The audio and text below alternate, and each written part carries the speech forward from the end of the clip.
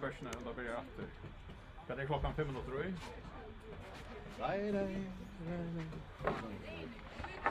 Jag vet inte, det kommer på bolter och bräkt att det kommer in spelare nu också. Det är shoulder som spelar nu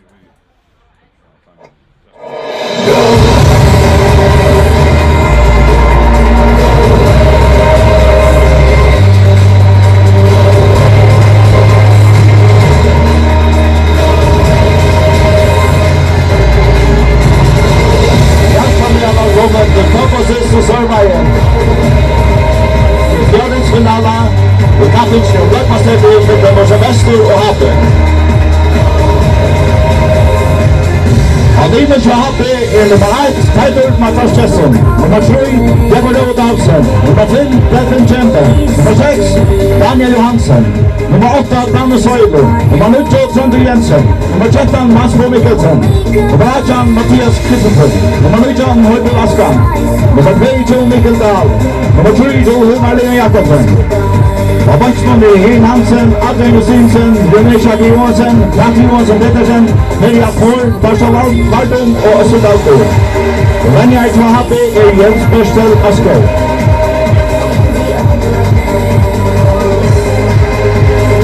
Alina Thomas Vestor, nummer 1, Rafael Velvason. Nummer 3, Eiler Fravason. Nummer 4, Dan Fravason. Nummer 6, Karingar Axelsen. Nummer 8, Marsten Tausen. Nummer 11, Sora Vintovic. Nummer 14, Ragnar Veie. Nummer 19, Rekvan Petersen. Nummer 21, Teitur Olsen. Nummer 22, Fredrik Jerevic. Nummer 23, Johan Sostei. Og baksmen kommer så Vesterud, Arjo Herrastad Petersen, Samuel Esensson, Bernhard Lestoflåsen, Marius Egestoff Nilsen, Ingi Johansen, Salve Egilson og Emil Mikkelsen. Og venner kommer så Vesterud her i Naska. Dommer i dag er Rune Gøypo, og lovfordommer er Jan Andersen og Jonas Gjersson. Og fjerde dommer er Johan Henrik Ellefsen.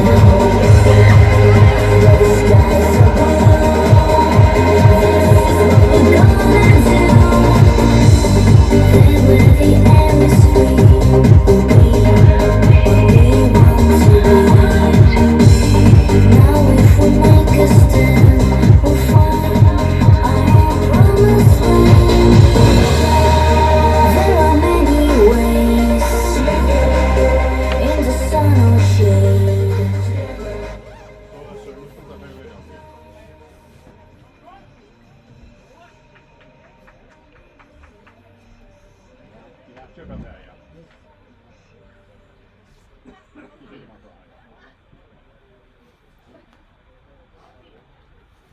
Ja, inte ens. Ja.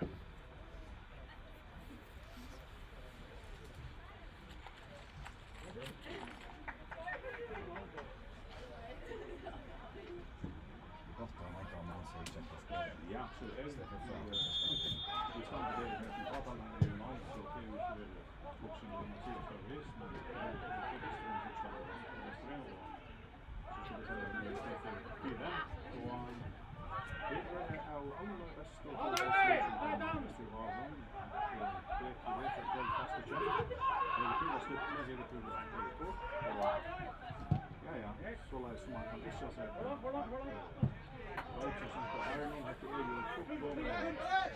mucha tuya y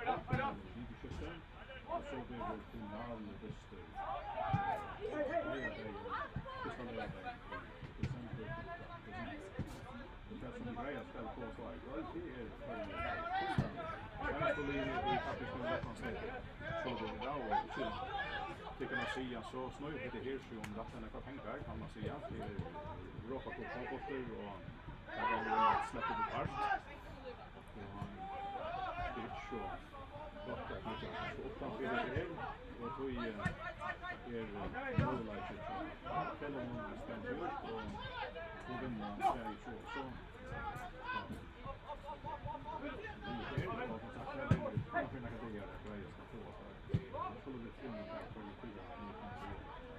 det var en dyster som började med något klockan 5 ut ja, och han ändade i 5 minuter senare. Det var dystern i Göte och här spalade så Rytschenko på helt. Vi skulle ha haft Olav Thomsen, Leo Thomsen, och jag tycker han möjligen lite mer. Så jag blev också jävligt spännande dyster till en annan och hemma vann men jag tog också böja att det var dyster.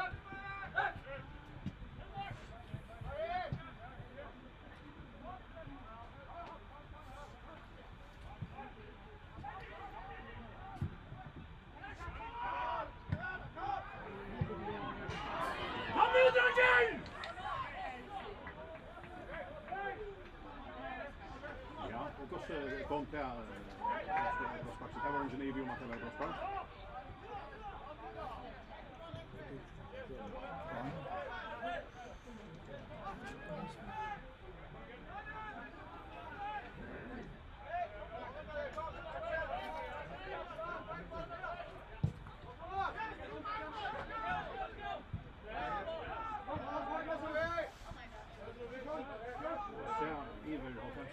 Samman om till vardag så använder jag att det blev Viking och universitetet som sponsorerar.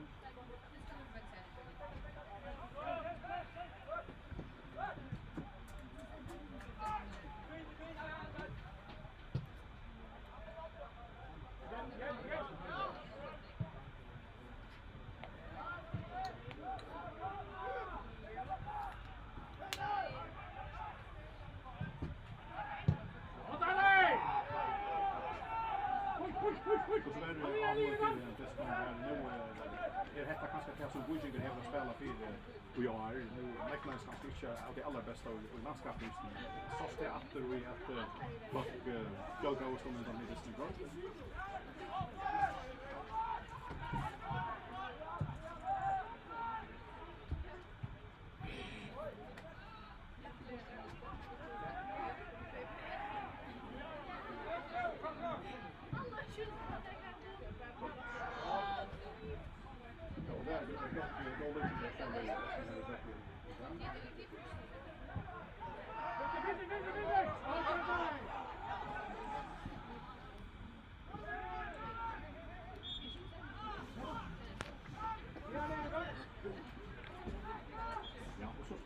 Så Viking kan det stämma att det var inte bara med den utan sånt där det går inte att plats och alltså när det skjuter ut och men jag vill säga att det är det.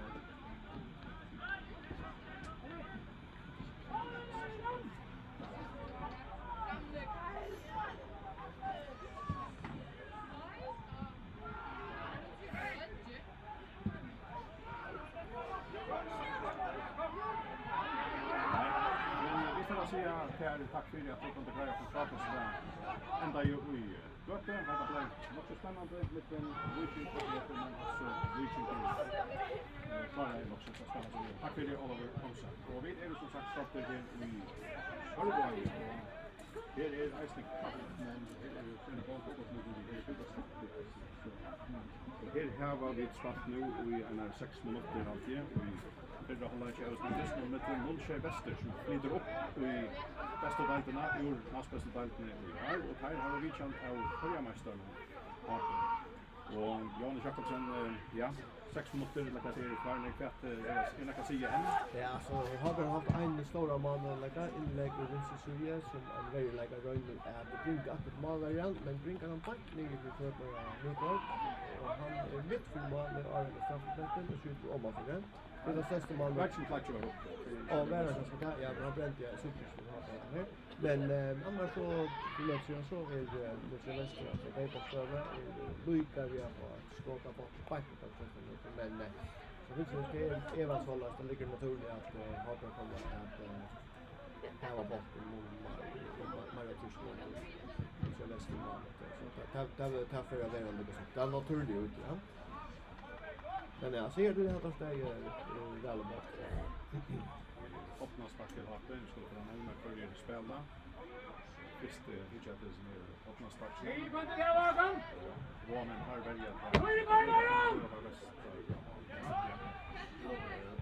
Så har Björn bollen i nätet och hälsa till också att mål är vi ju känt det var 1-0 Mattias Nygaard han bestämmer inne under ja vi handlar stånd och i bollen kommer öppna sparken 4 att skalla in i måltagen och ja jag vet inte om man står och han har kallat åt här när slapp att sätta han i nätet.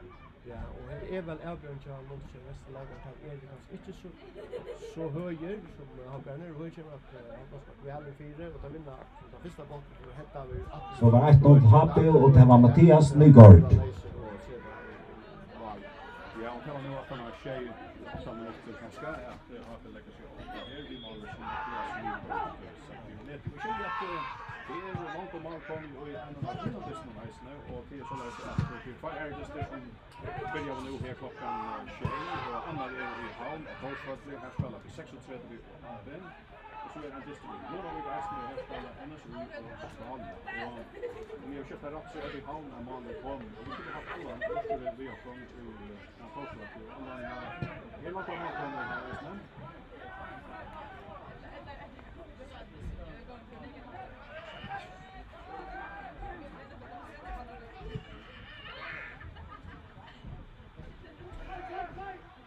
Det var Lucas Mette Bolsen är så normal.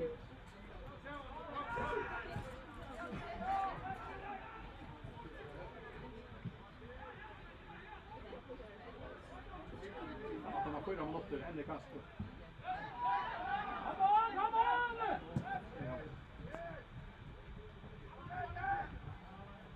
Det var inte idé att börja köpa 6-3 men nu då så de vänjara effekterna. Jag vet inte det som snarare jocknon att nu ska lägga hända jobb 6-3.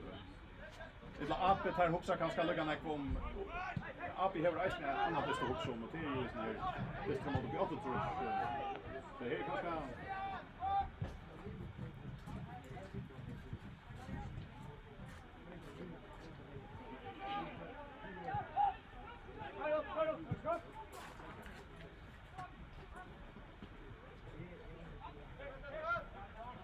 kommer han upp knappt eller så att du långt att han tar fisk tror jag förra månaden att det är 6 stöd som han ska vara på plats.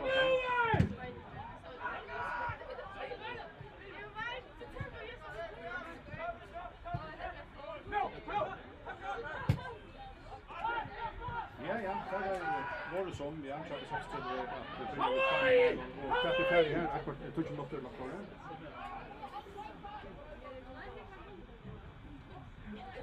Ja, men så får det söka om det vara lära mål i kväll och man vet det färra och så är det vi pratar här om så är det att man kan tacka det. Ja, jag ska se då 2-0 till 60 tack för minuter. Jag har inte snackat om det. Nej, man får nog inte att kanske fram det. Det är det där som också om man prioriterar och allt så är det väl det bästa. Det nästa.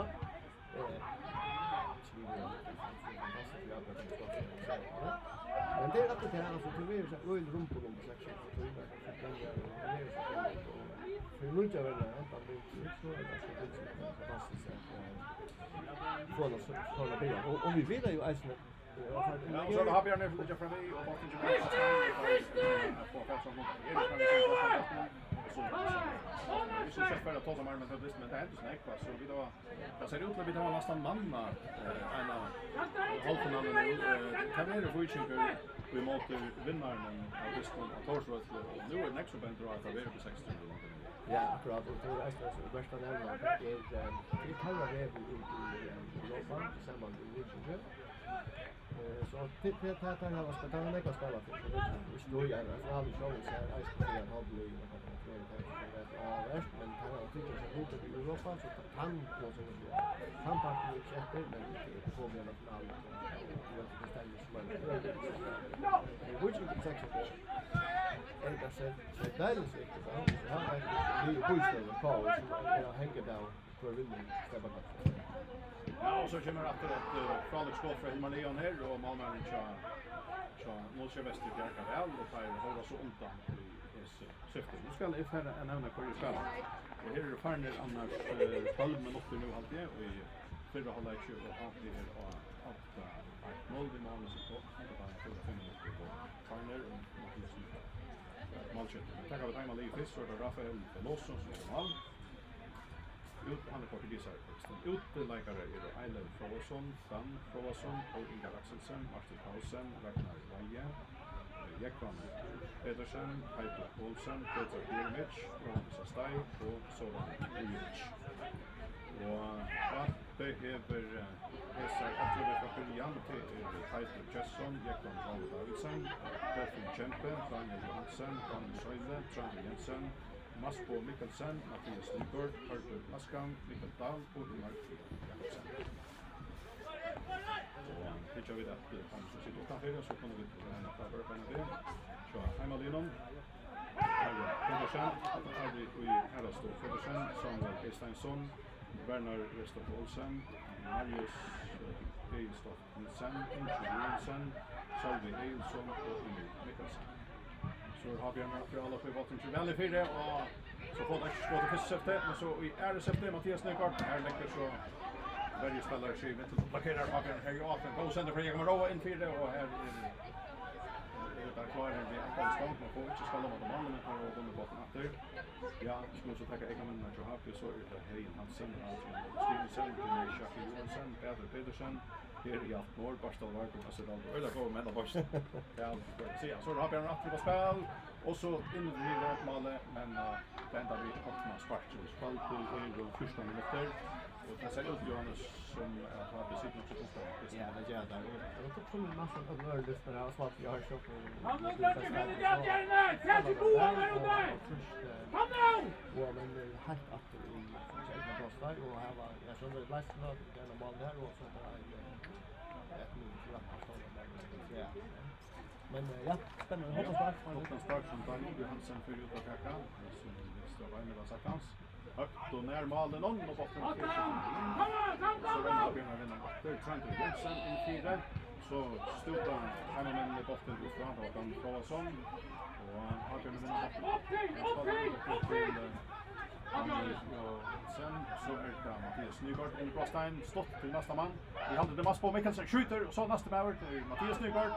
Och han fär botten parstvis fram vid till nästa med så bättre och så får gå men expedera botten ut av andra. Nej så här har vi en vi just har det men botten är ju just här en fast ja, det är stor just det. Ja. Och till att detta blir den nya dagen där jag chatta. Här har vi just full spel med det på den och ett av lite som möta och så får vi att föra klart tävlingen. Så nu får det komma med här. Alltså vi har och vi vet att det är det bästa det är varje lite här och så att nu får det något som är förberett I think han är fine nu. Det kan inte kännas som det säger på det. Så inte access i show det går runt på de andra gör det här live och Barthausen som är snär nu för som ja, hade social efter vi visste så är Daniel Johansson i fyra, Rotten fyra och nu ska bästa här på Brostein. Sen har vi en vinner trivs efter på den vägen. Och här är det någon igen och på den sidan till Trent Jensen också där. Och vi fått en viktig fram med Brostein lite på Alexman och Malmö är en period. Vi har fått en loss och hela. Och då startar runt det live och tar vinkar och Barthausen nästan. Och så kör han Dan. Han är inte så gammal men han är ju vad vi har på då säger vi så kanske så ända fram till det. Han är så runt i håret och kanske så resten är nu så där det är ja utställare och röra sig i det där och var så vill det allt så det man jag bort vad det är ja och då skjuter vi som vi tror lite Speech minuter för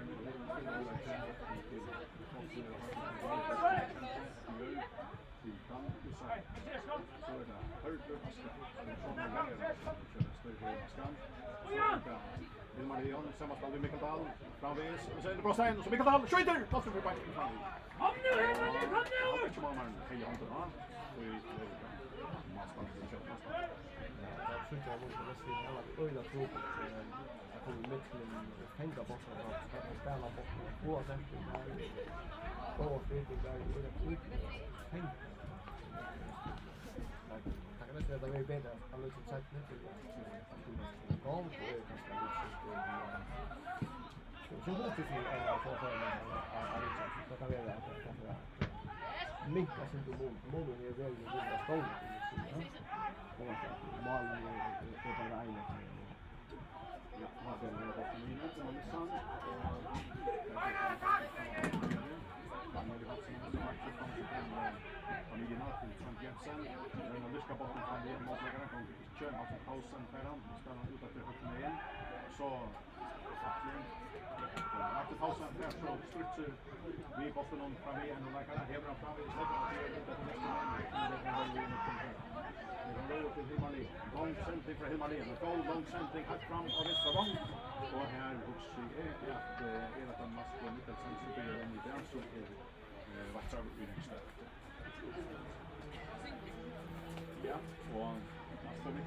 Kanskeskapter, han spelar eisen at du føreska Einekjø landslivet, men jeg vil ikke være enda seneste testler, men han var vi i 8. testen her, lå vel 4. Han er faktisk Hollywood føringer, og vi spelar på innholdslandslivet. Nu blir nästa skatt till att skaffa det här två. Hon vill rulla just när han kommer till att han spelar om. Pallas och mycket har sett på det. Ja, nu När de måste resta så känner de skolan på vad man till next skatt. Jag fick väl få att det skulle ha någon. Måste sätta kanske några det är också så tremende bort på planen. Spelprogram. Det tar sig ner in med fisk i isen. Okej, ja. Ja, det var det Jakobsen. Det var bara någonstans till fan. Mikael backar sen där, klickar på botten och gör en damp startar med en skott som mot vänster håll. Det är Jackson där. Och spelar så botten stopp till Champions. Höger till Mattias Nygård. Så utåt till så vi botten tappar ut. Vi kastar bort det och håll. Jag kan roll. Vi ska bara till håll. Nu är det en champion in i så hørte i Bron Bistrømøyen, og så Daniel Hansen, som heter til Daniel Søyle til Landgjelse. Så der inne med inne på Vatnån, Rute Hedran, Stegarva, skal skape akkurat et lite kjempe, første til Ujere til Daniel Søyle.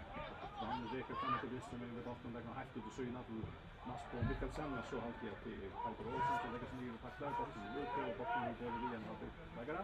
Så det var innkast i prestert. Ja, her er 20 minutter farne nå, og i fyrre halvleikje, og her er framvis 1-0 til Appe, Malefumpa i veien, at han har 4 minutter, så det var Mathias Nygård skåret. Og her er Mathias Nygård som er faktisk her i en loftduell, og Botten Johnson i det, og den er 4 av liene,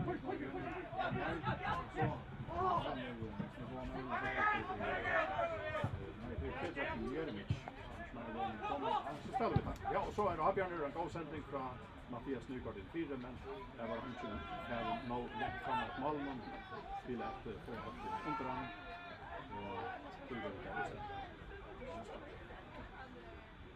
Ja, jeg kjente ikke så vel at det, men jeg har snøret med 22, som alltid Fredrik Norwich, og min bra lærer der kjenner seg. Så vi er vi. Så var det at få en avsøkning der rundt i nøyen, men han er støtter, og bare til en gang ut av røtten, og til innkast til Hampen. Det kan innkast jeg har hatt igjen. Men kan vi skal så etter det Hampen, og vi så jeg har vært i tid. Så sender det at kan man ta til det kan ikke være, men det var jo en matcher. Det her rett av botten, men det var svart. Jeg var til i botten, og det var ikke opp i Stockholm, samtidig som kjenner den kjempe til Askan Nyberg i Bayern. Så han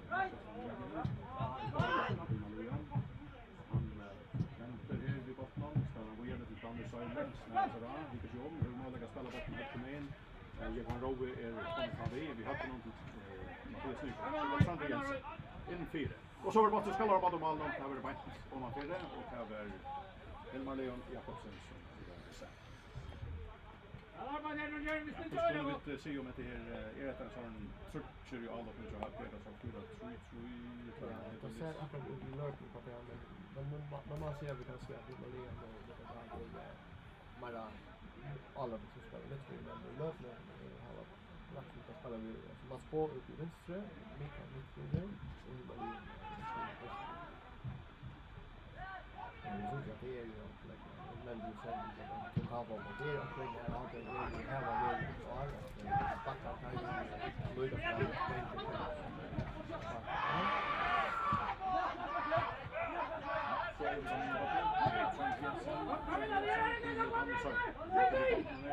det gör Mr. Meyen, Daniel Johansson. Det gör framåt där, hade det mycket annars på. Så långt in för målet och tar full skott bort den bort till sista. Så då Mathias Nygård prickar till jag kan roa att det Mathias Nygård är ute i höger så i back utan crossa in botten. Så lyckas han bort till om här. Tacklar för honom. Så där är det.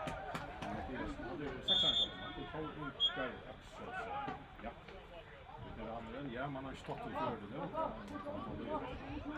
Han stod ju i sönd och du har du och nästa vecka. Men vad är det nästa 20 år? Du tror ja. Det är ju aktivt va.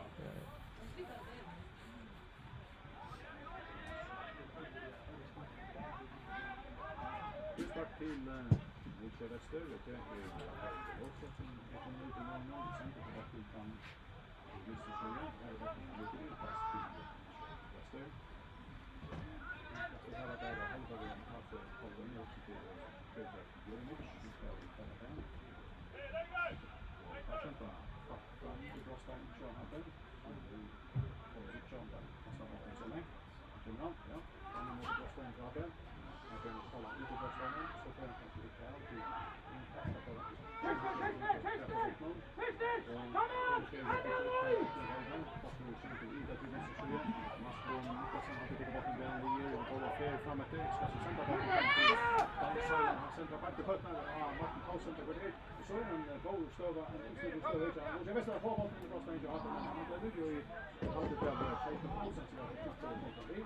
Här såg vi en omställning mot Väster. Ja, misstag har vi missat botten i framskall här och så är det här i en tror mot på det så jag men inlägger så det är ju men det är lot very too long. Det är out där.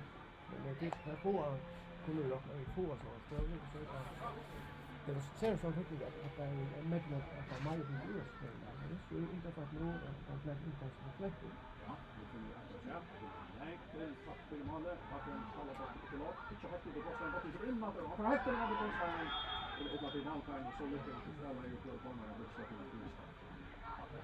Inkast som längden och här är det kan ju vara det är andra som bättre nivå så att det finns en botten där och här var det rätt att det är inte vara så för bollpolist och det är snyggt så det vill ju inte lägga som kommer och ta väl om att lägga sig ska ta det in. 25 minuter för en del för hålla action. Det är från vis 0 till Kappe. Mål från Tilja. Det är 5 minuter och 5. Och Kappe ränner för alla upp. Här lite och utanför Brostan och så på att häften mål på en här mål ute i Ferran. Även Ferran för skåta bollen. Rafael Veloso kör till att spela bollen i centrala stället. Roger Wester har i skiten och Duma och skottet i kroppen. Bollen och annars är det att jag vanliga och hade en hela botten och ett mål den ställde in centern det är ju nästan så till Daniel Hansen att det botten så sen så gick det att det är triangel här och så där så det blir Dinosaurierna, det skams och sen på den botten fram efter Atalant till Jetan Roa. Här kommer så istället Mattias Nygaard som får till strax fram på högra vång till botten efter omsätt till Jetan Roa. Här är det Våmenner, här är det Martin Paulsen och Fissetter som får på botten. Så kommer botten fram till Jeremic. Det var ganska anmärkt i Hins med Soran Vujovic. Men har vi en titel bollen av Damon så Daniel Johansson. Fyrt och strax här om vänstra vång. Lägger så botten skott. Mass på Mikkelsen. Första samma spel vi Roman kommer med två bättre botten. Är ju ute i högre syvi Peter Olsen. Så är botten ute. Han är ganska inte ute på botten här. Så har det så ut. Och Roman får från en länka center fram och har vi konvenant är en av de främre mannen som de ligger fram vid. Här står jag så på Maja fått fram vid och här var fram i spotten. Han har blivit Peter Olsen till Contarino. Och sen går center Roman in till det. Och här sätter sig Jetan Roa. Här får botten Lavantalaj. Botten ska center igen. Så lägger han botten högre med till Hilmar Leon Jakobsson. Så ser han och Dina vid botten. Reker vi igenom. Veralopen släpper sig väl av i botten. Här står det i vänster skyre. Daniel Johansson som har fått fram vid av västra vänchen. Långt går sändningen 4. Tar fortsatt det först. Jag hade det varit Dan Frå som är troligare vid att få 500 på botten. Men vi är i 71 nästa. Han rycker längst att det är han släpper in i Brostan. Jag hade på botten. Och så Iver. Man lägger sig på en missfålles på och en har bara presset Ja, han blev pura läser efter vänster här och jag tror han får bara bank ett mål och fick skottet men han hela villaga vissar in i målsak och tar mycket av vad han sände till och för select syner av villaga men så han här är alltså stöva som man alltså i kursen skulle komma här till skott i mål. Nu går se att jag var men det var rätt att fota sig. Ja, ordentligt. Det är annars ute så har det inte Maja botten men har inte varit så vant med det hörde men det ser vi två gånger nu att det är vår men så kommer faktiskt in på stöv men det är massor av ärligt det är inte det är nog nej. Och det är om det kan säga det att det skulle ju mata och skulle det ända så länge jag tror att det kommer nya alltså det var det står ju så spela vänster men kanske outgöra Elrings inte nog väl Elrings. Håller det med Perren här fram vid 16 Babbe Hilmar Leon vänster skottet. Okej, vinner bort matte. Nej, det är Mattias Nygård. Just frispark till Newcastle. Det är som kan för att visa sig vara en ganska avgörande så han måste resten så är avgörande kvar att det lägger någon till trust så det blir ut av distans sporten runt här var ofta till stanna mot. Ja, det var så ja, men det är en god skuld för att vi måste besluta att av så många av bästa nästpresidenten så jag tänkte i månad i halvtid. Det är så det ena och Jackson kan jag läsa till att ha den här så viktigt. Det spelar och att det också där kan vara på den gruppen ja. Det är en länge att säga kanske men Så har Björn alla på Mikael Dahl reker ska vara inne på Stein så där Daniel Johansson så kommer skottet. Oj, vad det var det Marley Jon det var det mass. Så Mikkelsen det var det Marley Jon. Ska vara det Marley. Nej. Men du behöver nog göra det, Stefan. Ja, som det har gått alla. Ja, jag hoppas. Ett här och det här var lite där vi ändå det har varit spalt väl och avgjort att det är månad maj där borta men han får inte göra att jag tror så väl det var lika men så klart det var det på alla så här helt och den en skådel så bank alltså någon kaffe och efter att jag vill ha mer än och ut för att du då så ändå när halva timmen att när jag har så att spel men man ska också att det är liksom att mycket väster här var loppa kvart och ha det bäja ena för tvärfärger och då är det en av oss när vi just någon som är så länge som bara ett man är om ja nämligen det här liksom så att tror Daniel Johansson ska sända till fyra men här räcker vi kallen och en modlagare och han stöps så bort ut har vi inkast till Pappe och Kato till Tietje och här är det så Sankt Jensen som är på botten och han lever från Danne Söjl i alltid näst särskilt att han är botten så är det i Newcastle här är det Harper till Deathchamp och han finner så i Söjl han spelar sig till Mikael Hall och alla offens spelar att till Danne Söjl så flyger han sig inte ut i Hakkersjö nu är det stått med men sändningarna till AP så Mattias Nygård kan räcka så om man missar botten från att så är det inte bara så jag fattar nu kör Västerholm med att köra nu kör Västerholm så är det också trångt lite man det här ganska man nu är så lite det kommer in med Brostein Mikael Dahl på botten lägger han ut att högt med och här då så man går Mikael Dahl så svärnas ras så kommer skott från honom men det låser över. Ja, det är minst i ställen och det är att kan välja att kontakta vägarna tror jag inte är bäst upp men här är raskt och stanna och motor och göra det att inte vi vill att det var sett där från vi alltså kommer ju bara större inte det så har man men större är som så fri är att borde ganska kort så större och tycker jag liks det ganska tidigt och jag nu att så där måste på Mikkelsen rekurserar väl på en och två så här så från andra backen och väl in fyra och här är botten ja här under där spatsar jag hade det där Petra Jemic som skulle få lägga botten där här men jag fick stämma all den visst efter man såg man med knappar och lägger sig botten av Mikael Dahl för tonne.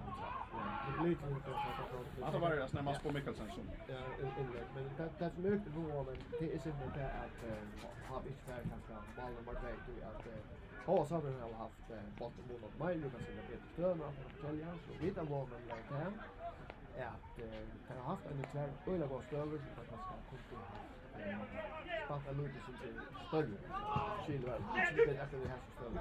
Då har vi att vi håller på Ekman Rowe sända botten fram till Mattias Nygård och han ska så spela botten från sig till nästa man och tar inte mer våna över mitten och hem stöcker så botten ut. Verkligen och det blir hatten att sparka till Matte.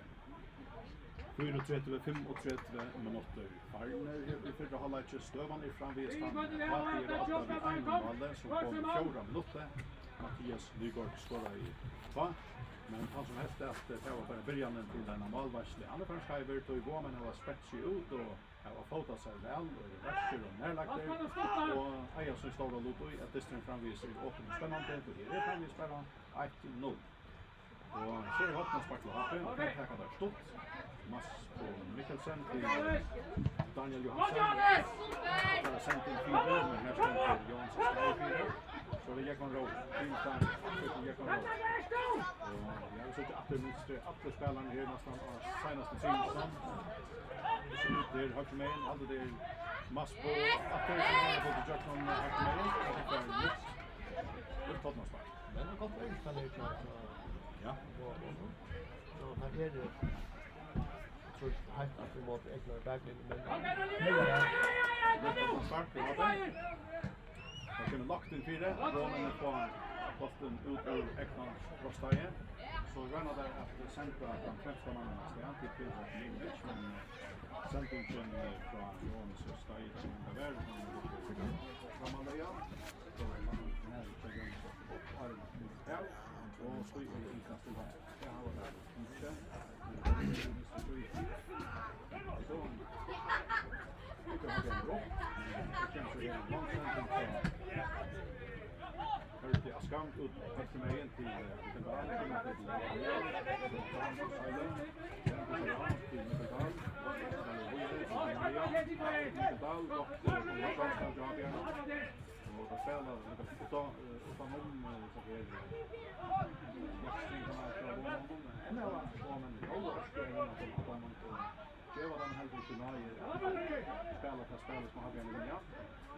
Men det har det som har gått med det mesta och har lite kött sina mitten nu. Får man lyckas inte ordentligt ut kött någon efter. Så en lång sändning från till Mikkel Dahl men här kommer man ju problem. Läggs upp botten fast. Johannes ska ju men så det sa det. Avgörande. Det var det. Startar de ut. Stopp till Carlos. Det är det Mattias Nygård. Högre med så jag kan Rowe faktiskt så får han fätta botten. Så slänger han av finner Mattias Nygård och så kommer en sändning in i Frosta igen och så får det skalla på bollen! Vant från vi och jag hade varit Helmar Leon Jakobsen. Ja, för alla bra bollen lanje så kör man helt i höger så vi har skillen så som inlägget som ligger på öle väl och Maria har ju om att jag blir henne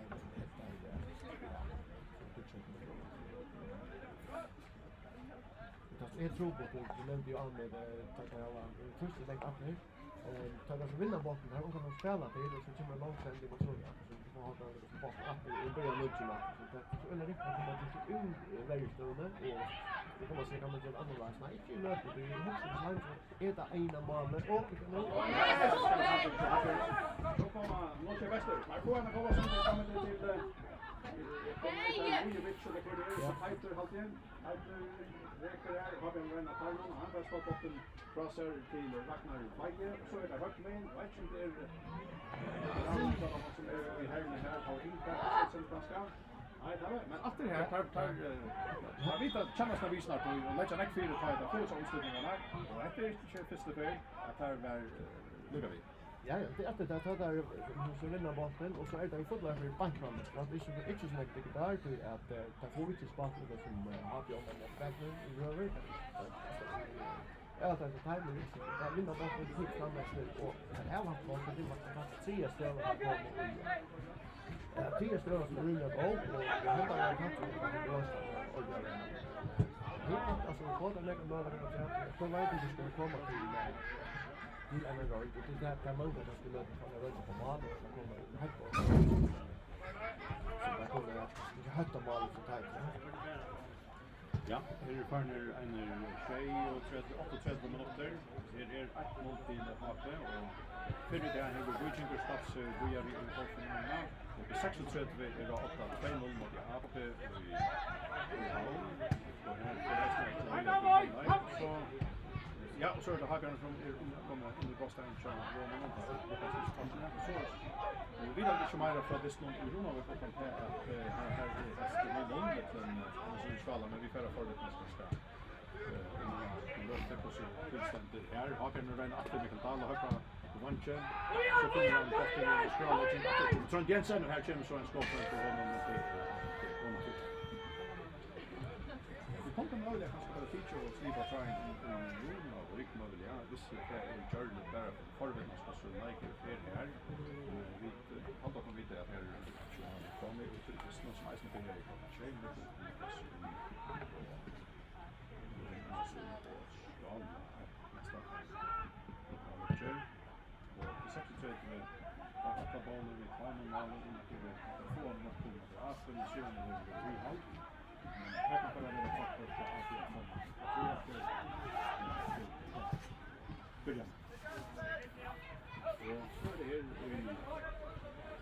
så det var igen att detta löjer till hålllag så snabbt det här med 5 minuter efter man gör like och här är alltså 1-0 till Happy. Happy är alla. Himalaya utan nästa hand till Daniel Johansson.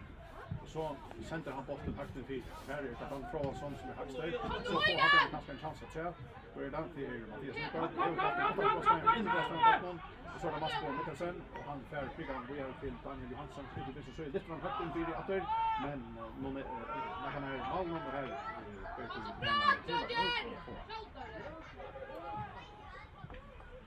ja, och vi Roma vi kuxit här kommer att ligga längs som här kan vi se kanske en 5 minuter till halvlek och Tryggve Mortensen skulle det bli video på nu och Tryggve är framvis Jan Stöva 0-0 här med en så skala.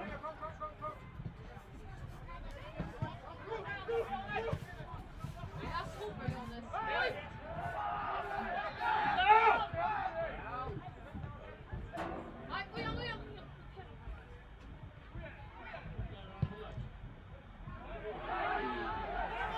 Så här är det spänningar i Disney om samma. Vi är av och för Disney en kvar.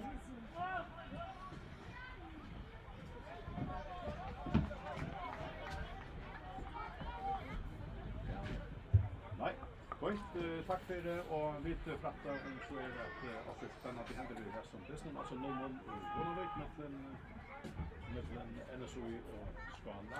Det är också bara vara till step by step att GG.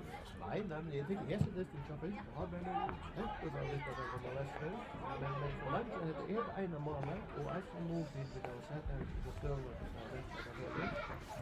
Han kan bara det en grupp och så det hoppas det är det öliga goal här kan ha bort.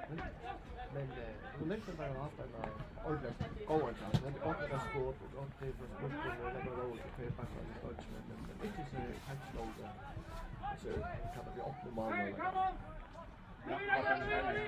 Ja, och så går sen till Mattias Nygaard och här är när vi men Malmö kommer ut och kör så Brian Rafael Veloso och Malmö spelar här.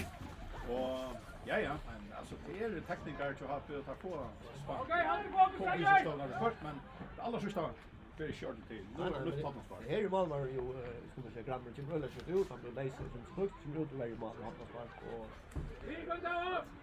ja, Malmö kommer. Ja, väl in fyra och man är nere på Boston och har en två botten att det Boston men har inte det här där så. Det kommer ganska isligt just när runda ring att till Torsvik att vi ska vita på så Michael till här nu så här öle början med 16 år. Men det är så lust till här så ska det målkoll och vi ska bygga upp en Iron Holland så tar sig så skulle det komma till ta. Har ju så men det är så att man ska börja funka 2 år och även då man har här till alla möter det och så så här är så ja en fire kommer att jag vill göra like det her 1-0 til Hafs og Nordkjøvest. Og her Hafs, ja, og så hadde vi haft samband til Torsvall, og Allan, der gjør de øyelig kjøttet av på 60 var de første minuttene, men her er så ikke kommet flere mål enn de 2 som kommer der.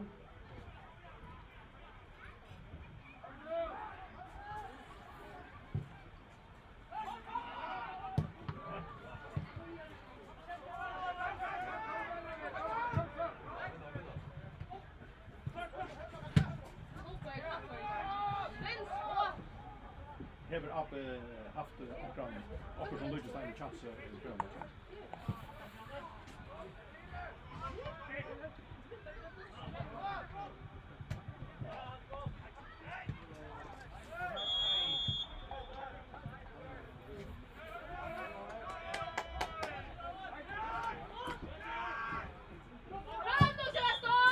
Vi spurte Allan, hvordan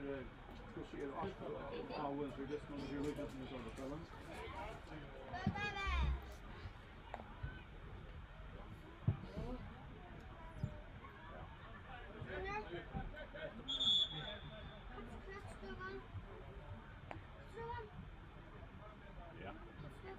Tack för Allan och här Loje väl hålla vad sagt hans till er som framvis till det som vill göra klockan 6 alltså 2 minuter till 6 alltså 0-0 och vi kan ändå så skall nu tycker jag vann 1-0 Peter och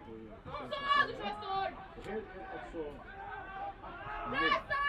till att nu kör väster men alltså kan det så att är inte från stora månaden och så kör att model vi vill göra.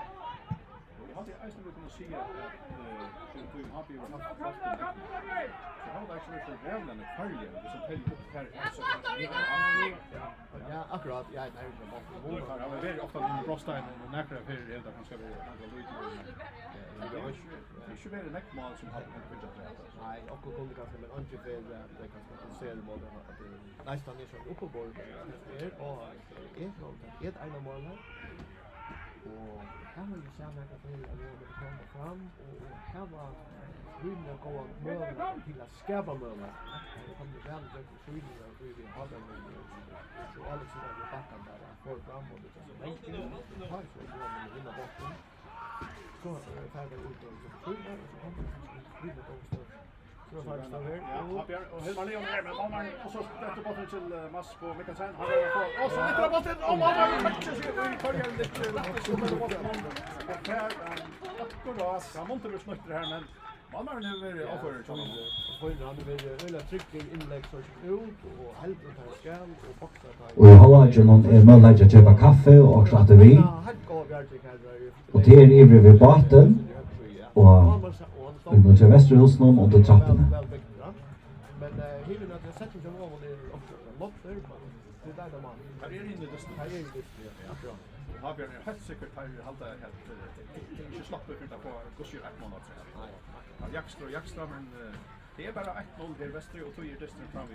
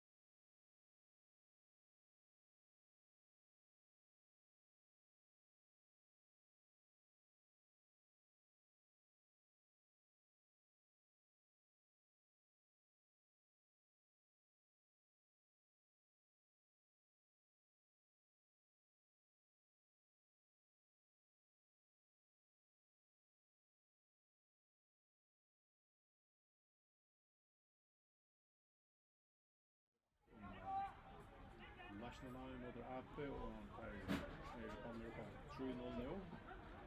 Var det Andras Johansson ja, men körde att det var Pinkel och Kurbinski. Inte man i Romarö.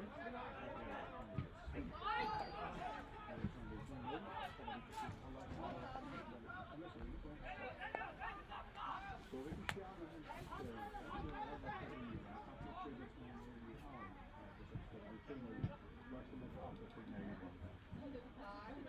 jag hade velat se att man lockar av varandra på Rydring 16, ja. Det är som möter på halten av dem så är det att det spelar så vi är det Rydring högsta så vi är i 18-6 Eben till ideal och det 16 vi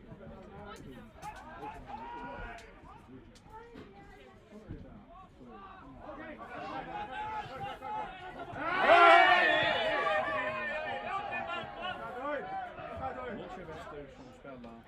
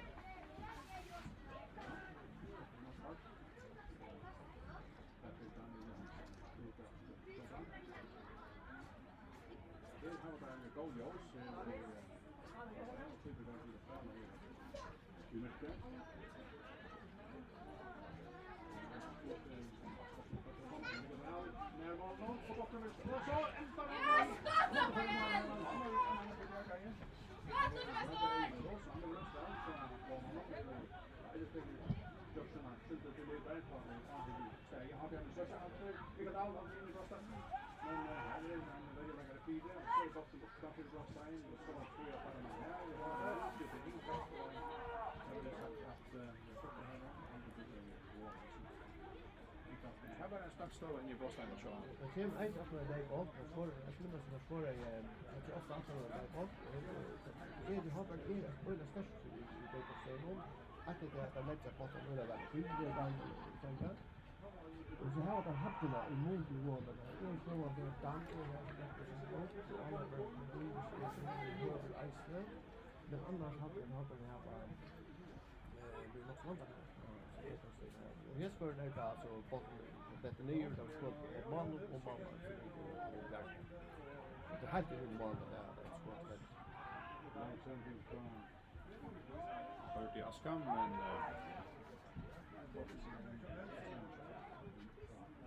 måste det stå många.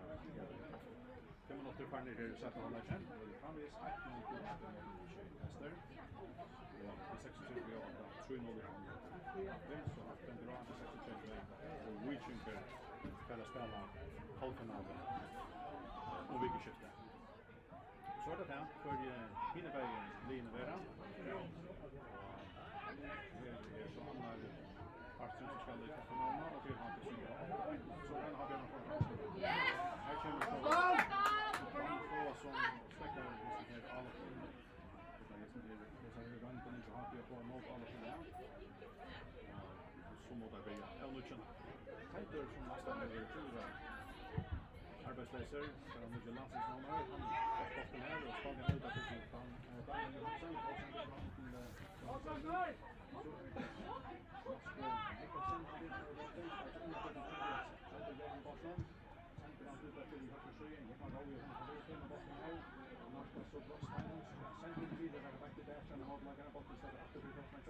i Söderlinjen, Rekers Appelsen i vattnet, ska man stå kvar sig. Och det är Mattias Nygaard som har vattnet här, inåter till Masko Sanska, det går det här. Ja, så Mattias Nygaard, han är igen, så han mindre nästan, eller två, flyga bollen.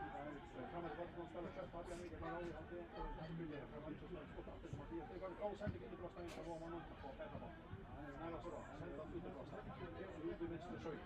Här vill alla lagt med först, men har vi en höjspotten här, där det är en insats som var man själv på han. Och det är Vujovic som botten här, men har vi en den första vinna botten på han, här han tror jag. Offside, räknar botten, där ska komma. Räknar fram i botten på efter en biläggare som är Daniel Hansen som kör vid lite av vänd in till Frostein. Och har den här husbotten i Frostein, kommer till Leon. Och man gör på det första, och det nästa, och det tredje, och så skjuter han, och så kommer det fjärde, fjärde. Och så är det Torin där alltid för botten.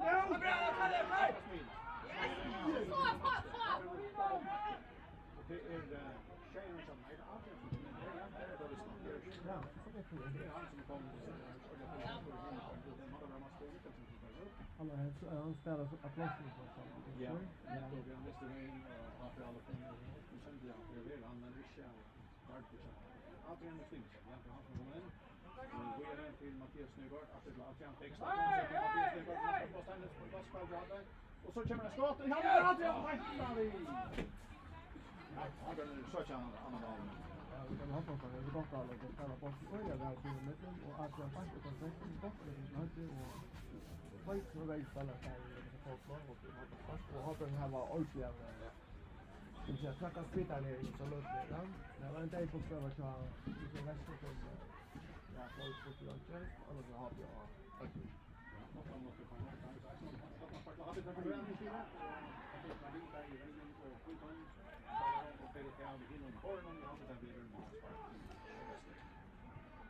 ja, det tycker som om där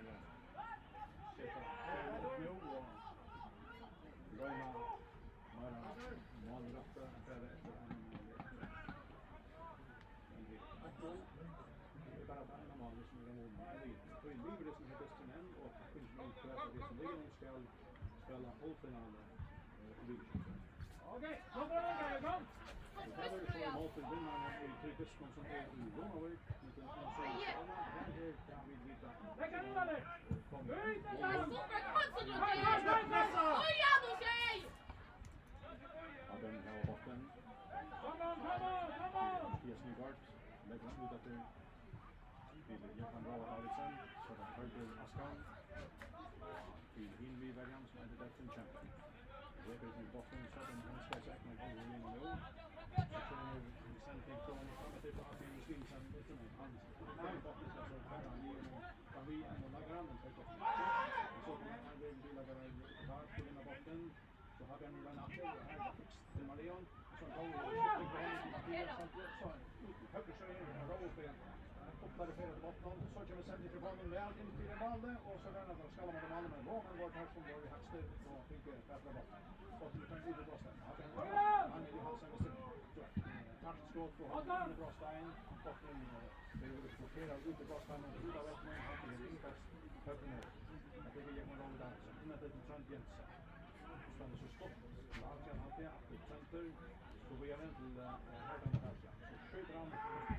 Det är en skåfränning där det är men tidigt på tröjorna. Det är inte så stött i handen. Allt som blir här.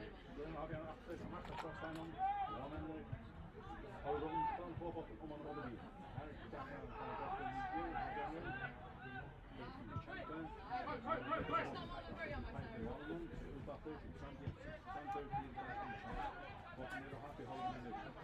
Spalter till 40 minuter här i Sättna halvleken. Stående bestämd är 8-0 till oss. Men det är så att det har det i botten. Det är Ara Kamilin innan nu. Till Hört Askan till Romina och botten nu. Och stäcka så an. Jag kan veta att nya Norrköpingsterholden ska alltså stopp till mittelplan. Så att botten upp på honom. Så kan han ut i högt för 20. Så kan han sända botten fram efter mig. Det kom en gång och lägger botten tidigt här. Täcker sig botten helt från botten. Så han har varit så som det är i början. Så söker vi efter kvill. Så till hinna ner. Alright, så vi skåter vid högsta beinet. Och vi köper det botten. Vänstra beinet står den. Och han räcker till som andra och kan vi ut i målspark. avgörande bollen alla tiden och Lucia Wester där kommer ut på att välja och jag hade det varit väl för att ja mamma har en av bjärkingar att han har sparkat på den där till det nya och här men andra inte men tror jag att Lucia Wester så att det ska vinna bollen så kan det vara att alla i huvudet så ser jag att på bollen på den vägen så där är det jag måste alla tiden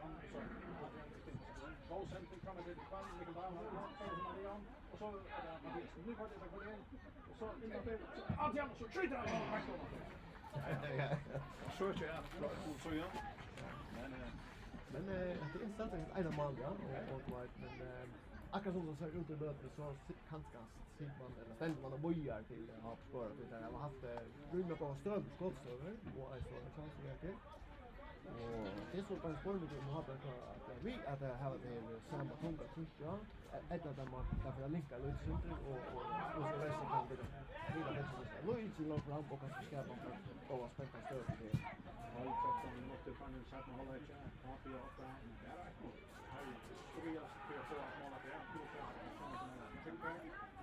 det lägger man att vidare men också det måste vara en stampe var upp så att jag nu går in med den men det är ju chef som står inne på mig och jag tycker det är så alla där chef ska måste det så det är för att allting till det är bara så det är alla det är så och men kommer det in så var sen från Mina så det är ett chans att ha den så det var jag vill också så där är det han stopp att jag vill det kan jag det är inte stopp men jag ska så nu kör jag så håller han har en stopp för mitten så där högt med igen här är det är inte att det ger han Roa som är bilden att man har vångt till en back till den som är snabbt Sander Jensen Stockar och så högt med igen man går efter tittar att sändning och så det så kommer bollen väl i fyra här är det så han provar som han tar bollen ut från för det och han så där kan vi prata med dem alla i västra benen med tillbaka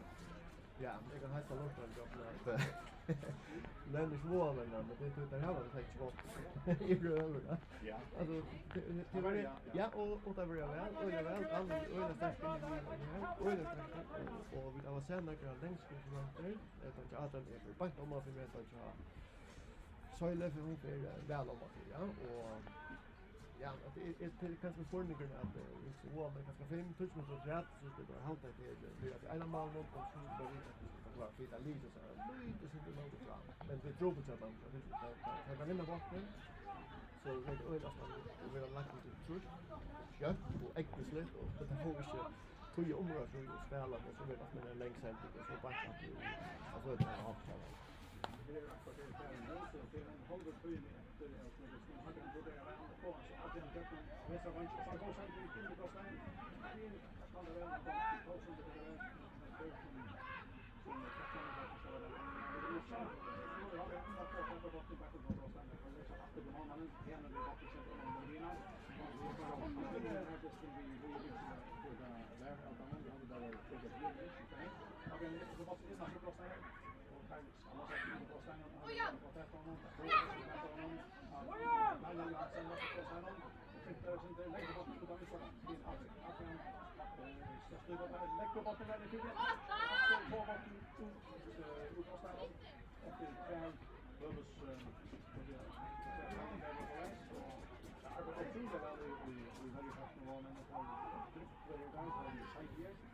och har vi nu höjda att driva att han så kunna bra till att han börjar ner. Nu är en av de få lösningarna att kunde ta in men det är så att han kan inte att nu har varit så för har man inte vi lägger på att India måste vi ha att jag ser till att han finns så för att Mattias kan man lägga men att han botten och men nu så har han ju vissa sjöar så innan för Adrian har det blivit lägger de så gör faktiskt det lägger man då så inte det och här den har flyttat sig själva väl Fabian och så och så att du känner man den andra sista han har sista backen in i han är inte kan ju stöva Och stannar mot på utan sista ersättning ska göras. Over tekniker går kombinationen utan starta. Han blir alla kan alltid säga och så skott. Men faktiskt så Det är ett öjligt trist av Haber spelar väl, men hinner välja väl. Och ja, det är svårt att slänga den här stannar mot den och den säger väl mot den. Så nämnde du att börja vid det som man måste spela ganska kontinuerligt och woman inte väl jag spelar på så golden. Att han ska jag hoppas att ska ut och mot spela både Lloyd och Leon så att Pass mot Västerborg!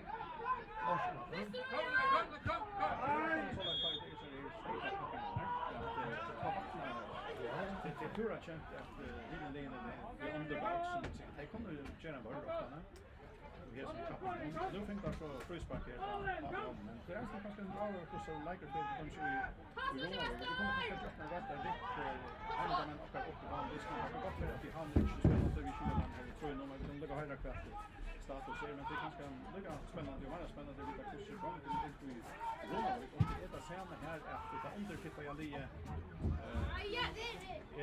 vill att skapa en spännande disk här. Det är så vi har på målet och där vi vet att det här är inte mal kommer än i Romaborg kan det vara så här snir en halv timme efter vanliga lagtröj och här är så ju start av det som är ska och så annars för 63 så finns det alla en vinner som det och samma så visst kan komma alltså här är alltså bara ett mål om månaden.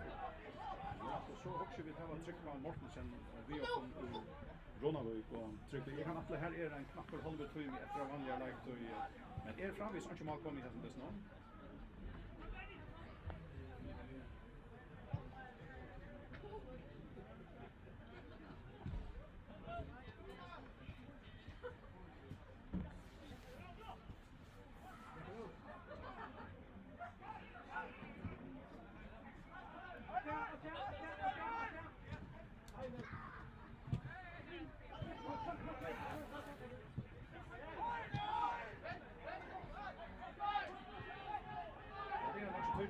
Skulle lokal uppkör och stäva det att man vet inte det för. Oh my god, they're both gone. Hey! Oh my god.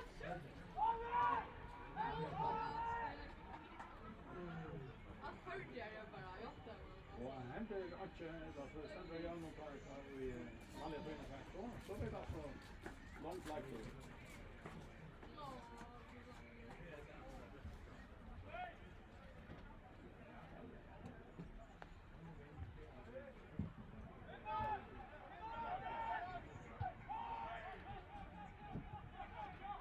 Som hänt ju hinner Disney att ströda för det här favoriten Norwegian går mot Strojas med alla första till där finko ett crossbar och så väntar resten och på Hammarby. Ja, spännande och tack för en tryck för fest vi hörast åter alltså framvis 0-0 i Ronavik med den så i Skåne så kommer vi ha alla matcher vi och den här folkligt. Här skiljer lämna alla att spänningen är så snabbt man ska vi att göra och här kommer man alla till så att det tror någonting så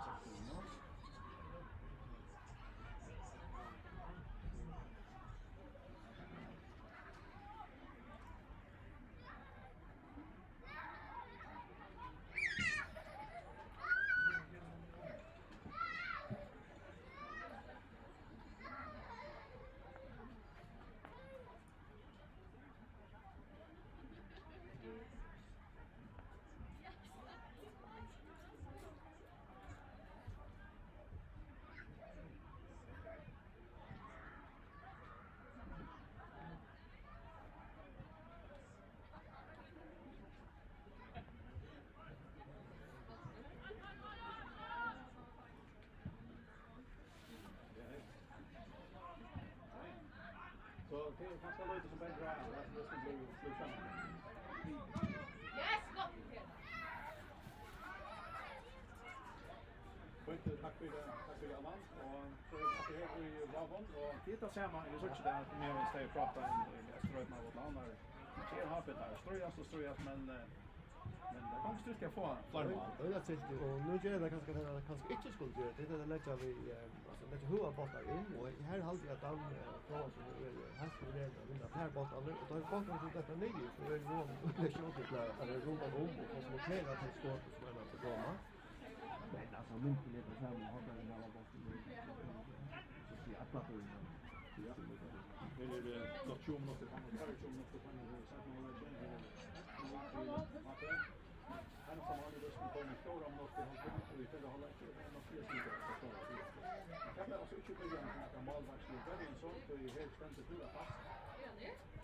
Så du vet hur man ser inte annars vart man ska titta med det så blir det faktiskt så på. Här är det ju skickligt. Man ska bara stå och vad man alltid så får det en noll. Det är just väl på. Vad kan vi putta sen? Vi putta sen och kan vi botten är så här. Det är en massa saker som måste vara i gång. Och så sätter Leon med det ut att vi ska gå på så nästa gång right där som det är positioner andra som de de stoppar med det att sen har det faktiskt första är det lite chans att man får in och här spelar ställa från Vino och flytta bort den där och så tar vi sen Mattias Nyborg och Jönsson då till kan vi så det kan man få sen ut i bollen Daniel ska sen till det på backen men mot den här så är det men det är sen till ligger här även en chans att kicka på igen och Mattias Nyborg lite så lite det är inte Santa luftfakta vad det hade det ner så som var det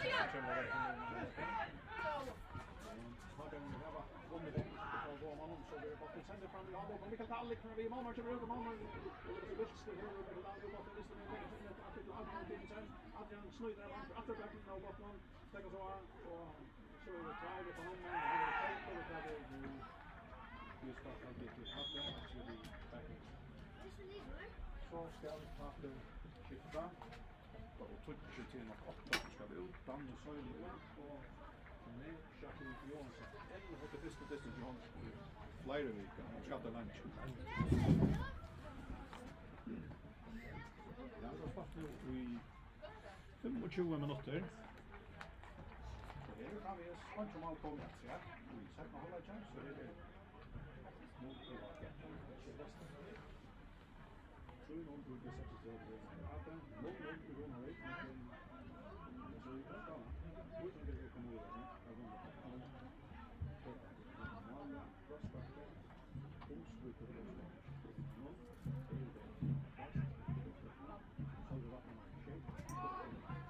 så ett punkt på så hinner skulle så kan jag röna. Gå krafta men det var faktiskt man lägger väl check att det måste ut fram men är det kanske det om att inte ordentliga det var rätt och löst men det ser något som nekvar längst och löst ja och då ena och så bara vi att det är men nu har jag den här omfånget mot det väster så det är växlar av första spelet och kanske inte bara välja sig en halva det till förstår vad det kan ofta en av psykologisk feedback det har det är på det är Elias som är favoriten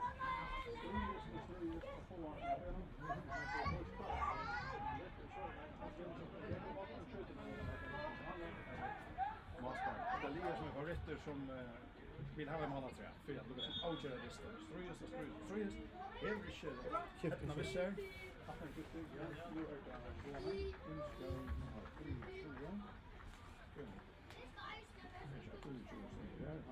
heter Sölvi Eriksson och utval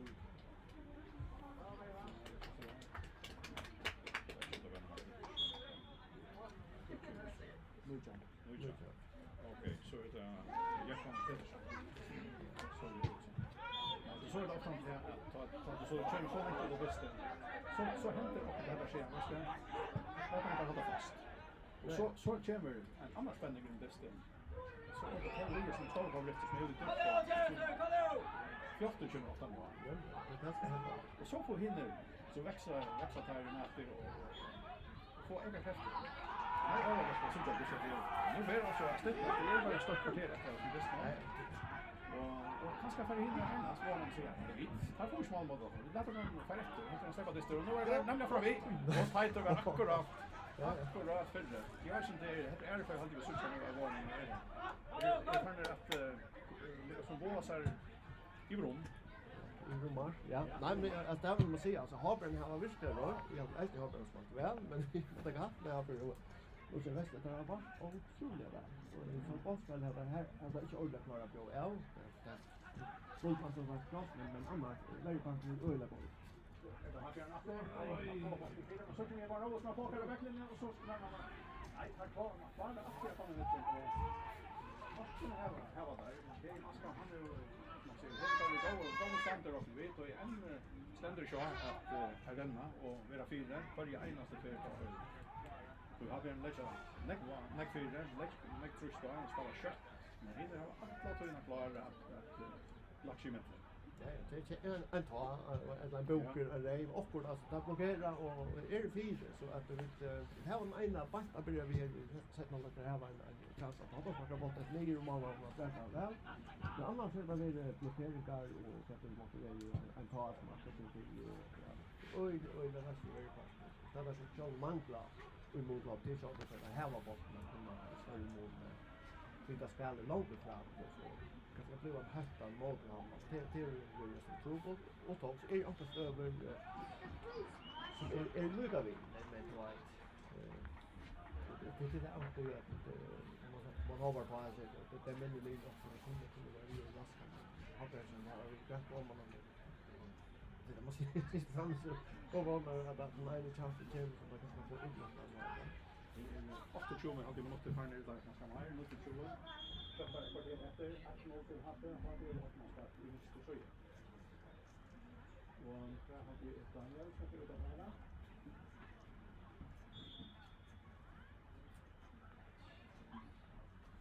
Ja, det kan där va. Det var ju och det var en efter ja.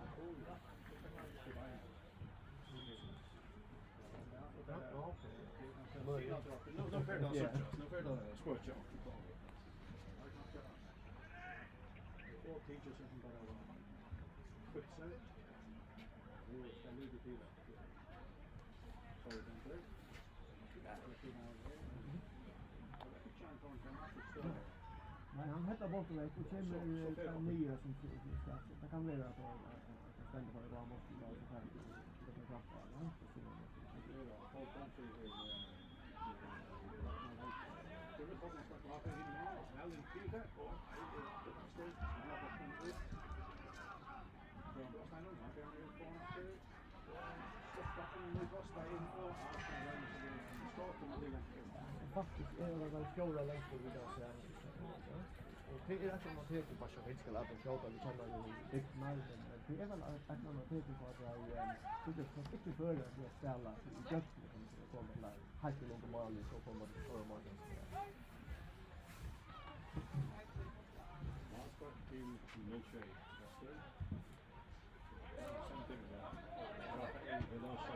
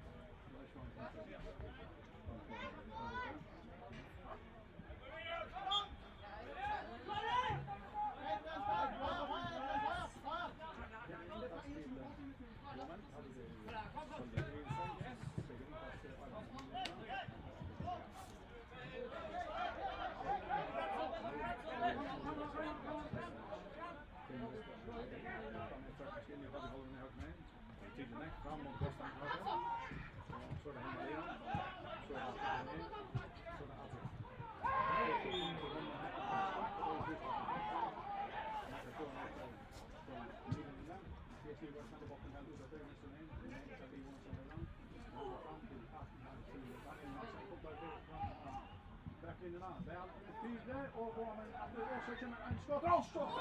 Skott! Då har vi också då ska de mål. Ja, bara sen går det till här om det rätt vad säger jag vill lägga lite på och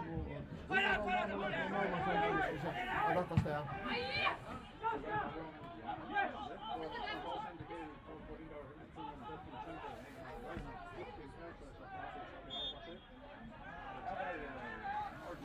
Det var inte det som skedde det för att vara och Starka armar månader. Inte problem att alla är lite av brandtak skottsna. tror ju att de måste det är bra. Skål till honom. Men det tackar man så.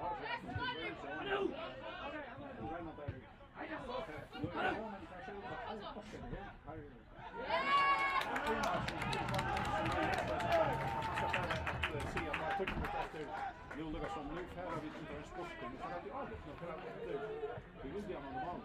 Nu är det rätt inte alltså det är längt det snur cirkel utström. Ja, ger vi inte för att ta en kast och det är att araka Frosthajen och så känns det som mer så från något slags någon. Vi kommer där in lätt in i Frosthajen. Och här är Arne ska rätta det. Så får vi det här.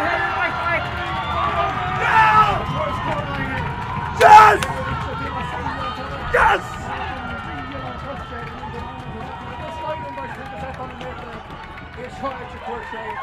Markhausen är omkring stövlen här plus och alla är här och cykelskör här by Johan och heter väl stövlan som det här var. Det är inte video där vi klubbspelare och det marschen ett lag för att finna det down shot. Så är det och Tamar Ragnar Vaje! Ja, men alltså och jag säger att detta har kastat på mest spännande disk all sex over. Men hållas det är mannen som täljer och det är ju så att tälja possession så är det stor mål men det är mannen som täljer nu är det en spännande stöve här. Jag tar ut det lite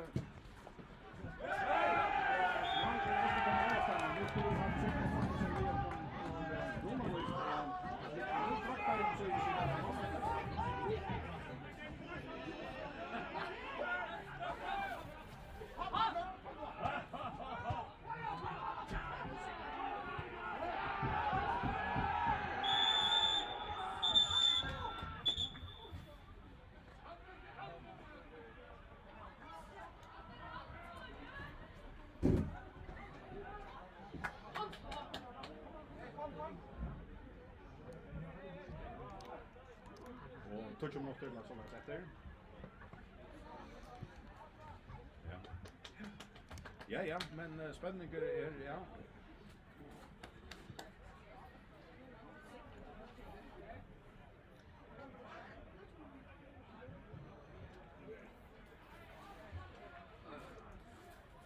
Ja, så här men här kommer så blir det som man då ska man ta satsa sin den ut ta då öppnas det hela tiden.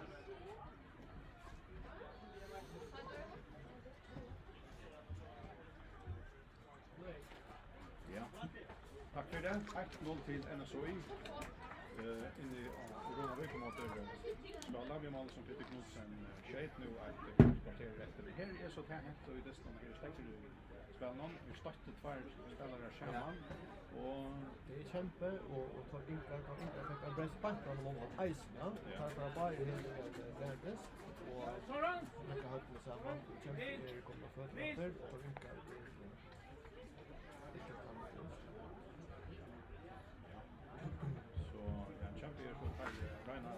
vita kurser om man är snabbburger men det sen ska väldigt utsatt och utklar alltså det tar på i form efter botten och skalla men skalla fram så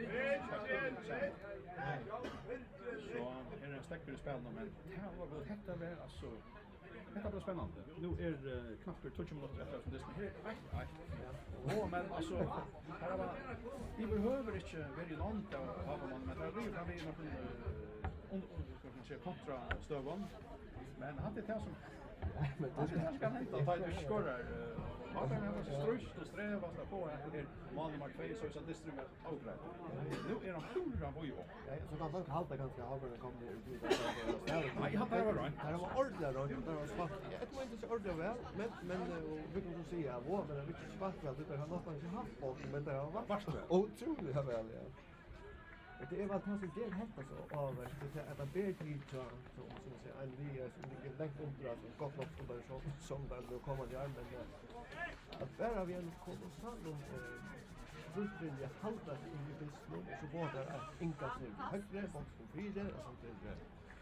Långt spel här och så så var ju här och klara bort det och det är det speciellt att vara där och vi vet inte hända det här från landet men mest sannolikt inte om det har jag kanske här var tid att det möver visst så jag har det av väg ju ja också alltså det är för video att spela så att komma Nu här kommer jag sen åter nu faktiskt. Ta någon tack om skor. Tack för att jag slår där ut kapten. Men Oskar läsna. ja så vill det är överlägg ting Det är nästa bänd då att kan bli en så vi vill ut i Everton ja. Så allon två man. sagt Långt där like.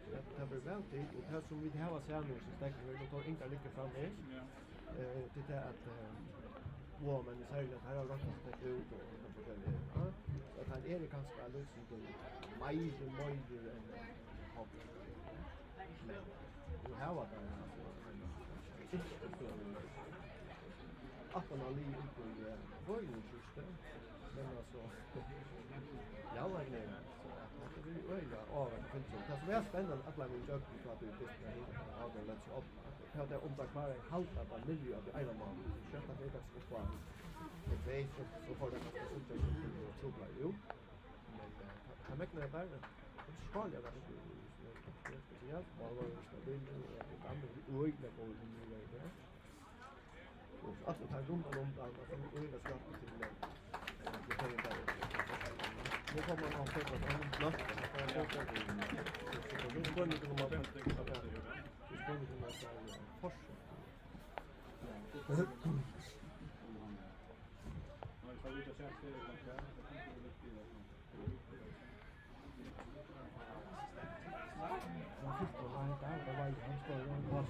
jag riktar sucha på det. Ja. Vi måste ta myntorna till jobba för sucha. Det var 24 minuter. Ja, det är väl känns som vi snackar. Vi har ju svårt såna kvar. Det var alltså det. Det är en 5 minuter. Det var en stark. Det var fire. Så det går det. Det är själva. Det kan man säga och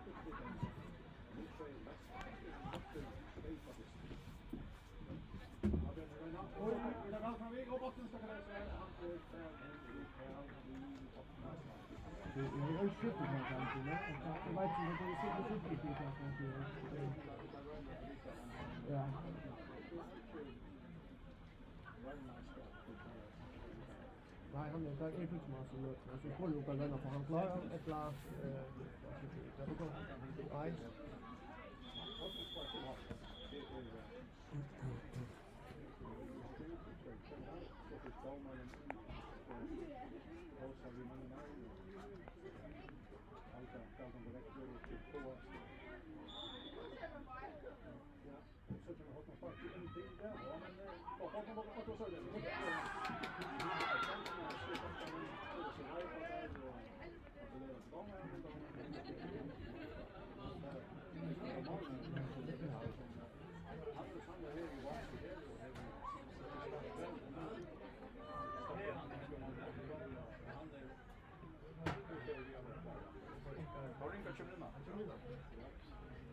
Han är ju det är den bästa spelaren det här var.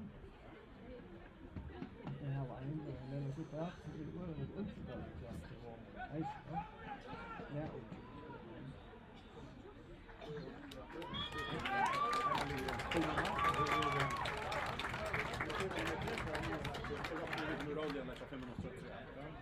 Längt alltså för Ingar la ju tvärt ja. Det var inte så långt så här så det var pinto.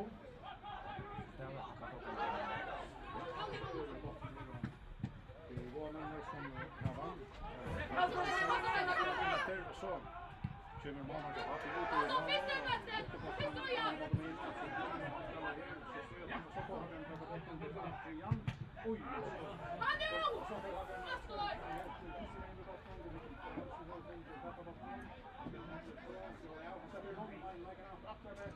Lägger och skapet och så där Adrian men han har skottat bort på tunga på posten och sen Jensen har lägger bort den där på så där det högt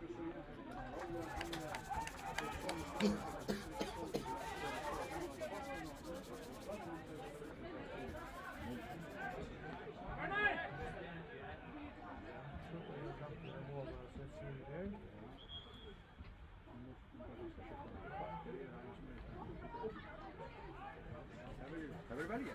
Jag ska spela alla tre. Nämligen, men jag också för att lätt att bara säga att det kommer till för Kristoff att få ut omtrycknad. Det är också en kanske att det är för rest. Så finns det andra som ska röna bygga stycken. Kommer att lägga och en tar någonting efter en som har väldigt rattliga så det är lite. Ja. Det är mot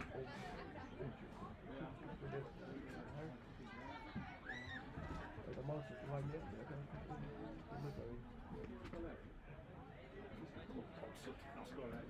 men det var det värsta ganska. Jag hade det. Ja. Och han är faktiskt måste jag han åker med han och jag syns att det är ut och det ska hålla så. Han är ja. Han har gjort sjukt. Ja. Faktiskt. Han är väl platta han får på för som det är. Det är mest ovanligt som hänt i Björns som Ben Dravis skulle ha halva döma att ja, han var inte mål. Det är mycket spännande. Men det kan ju spela väl. Det är det som tar en när stund med det och här är bara han visste men släppa. Så som Masmar. Oj. Kan vi kan Lars och Hattes som lagar till. Masmar till Abben. Nu för vanliga läkare och ut så vi ska ha in ett käpp som ska markera på en då hade jag alltid musik. Där var stoppet från Jensen.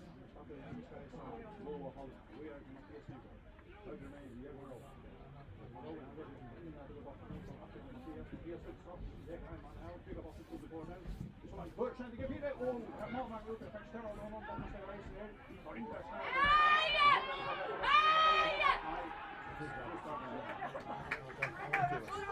Jag vet inte om jag ska vänta sig för alla på så länge stäcka av. Det här är när vi tar in i fastställan.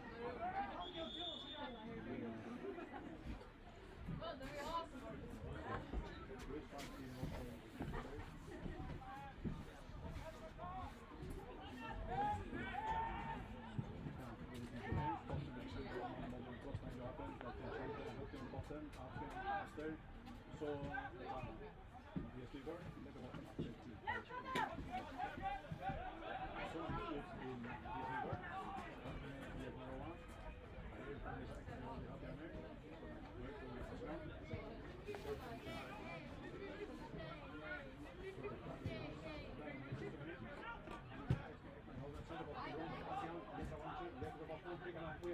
sen måste vi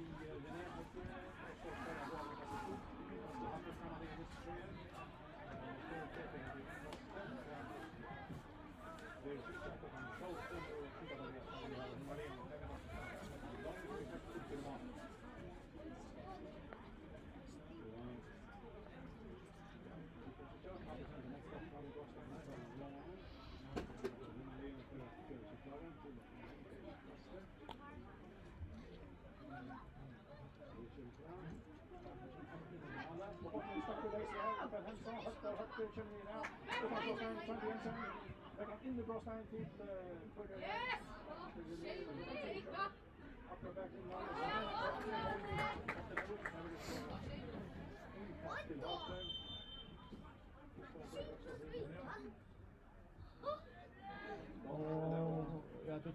uppe i han ja de andra på det är också bättre för det moment att det så jätte och han blir ju man alltså så gjort det alltså att det är ett modell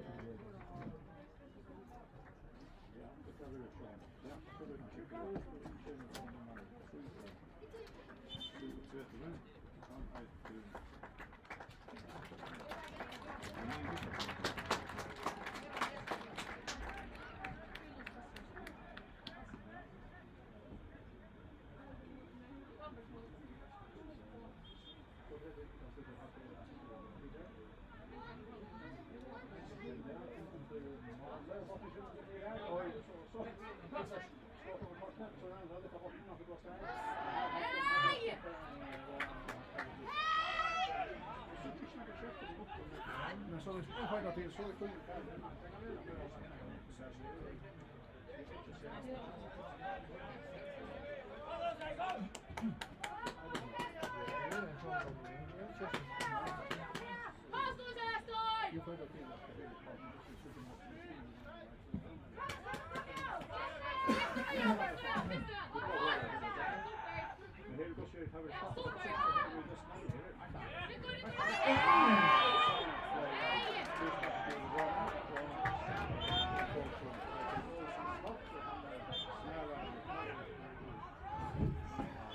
Hetta er jo akkurat en fin støve til hetta sitter som så på i helten av helten så vi har det så ja og der ligger der inn der og vi så innkast som en tag kan eisen hetta og det var så flott støve her som varje fikk Hette er chansen til Michael Vester. Det er i betøyne.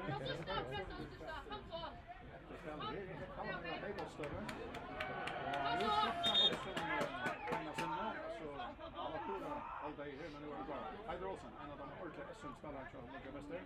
Dette er spennende støve, som det er som vi starter. Det er chansen til Michael Vester, og botten kommer vel i fire. Heider er her, og han er her. Heider Håkan Hetto. Så sender Hagen ned kjøtt mål opp. Med Sjakke Jonsson her. Og her. Og så kan vi ut på stedet. Vi kan slå Hagen.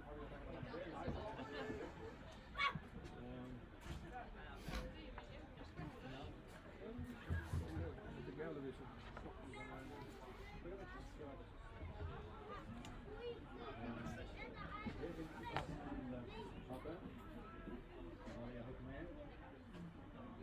Down into the cross down the wall and push off to the best. Så det som är långt åt där så om han har den på botten av cross down här. Super! Som man skronar ju.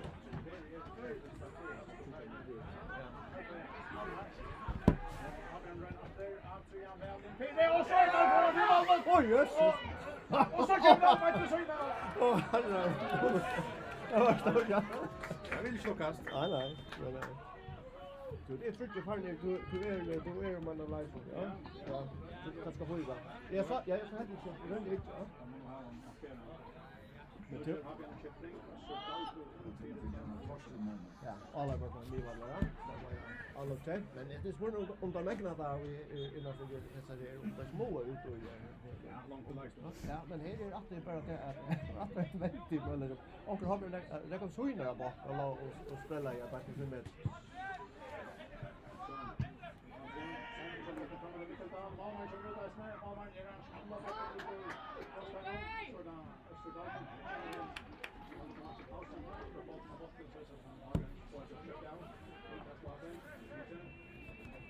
Kämpe här om mig.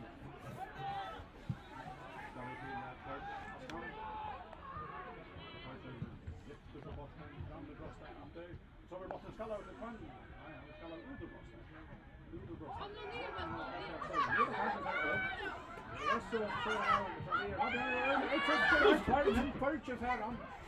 Nu är närmare kommer han och vår men här var en chans att sända bort den där kämpe och så får jag bara hoppa till det.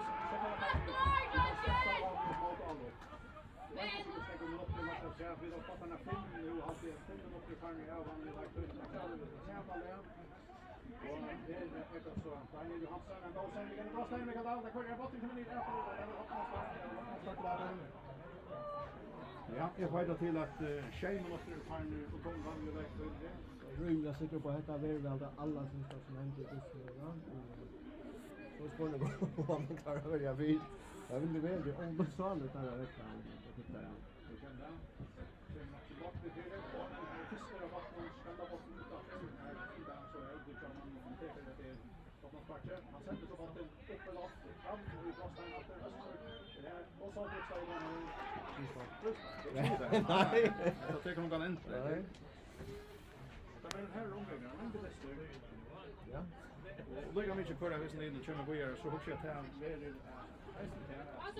du kan gå så där en halv timme så här. Men för det mesta kan man ska ta som ska spela sånt där och när det är. Jag ska säga vad men som kanske inte är så vänner spela i hög tempo, ja. Kanske inte har så mycket folk att flyga upp till.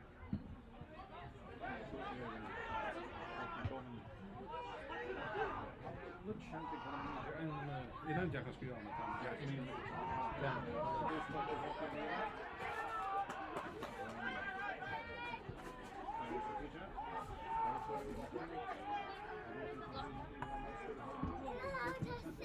Mamma.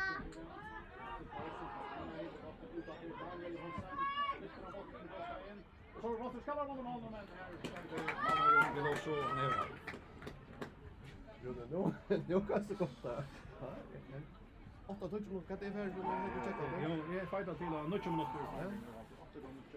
Det är rojligt alltså. Så när det var det så väldigt. Ja, var kan 5 minuter. Kom nu Moshe! Jävla sossa! Ja. Det kan gå. Fast jobb!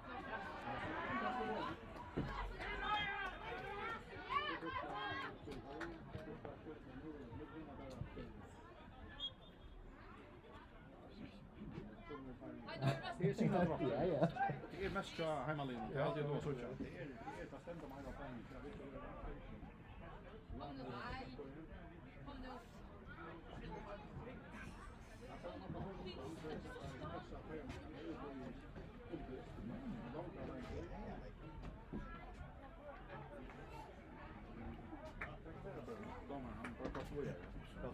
Spela bara det. Jag kan inte stäcka. Ja.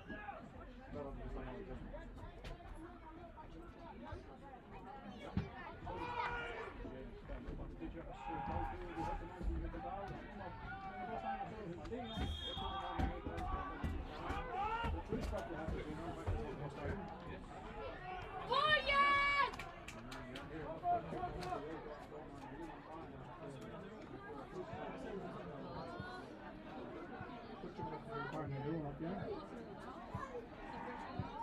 Oj, det ska vi. Det ska komma så ut att här. Konkurrens. Ja, ja. Ja. Du still! Kom nu bort!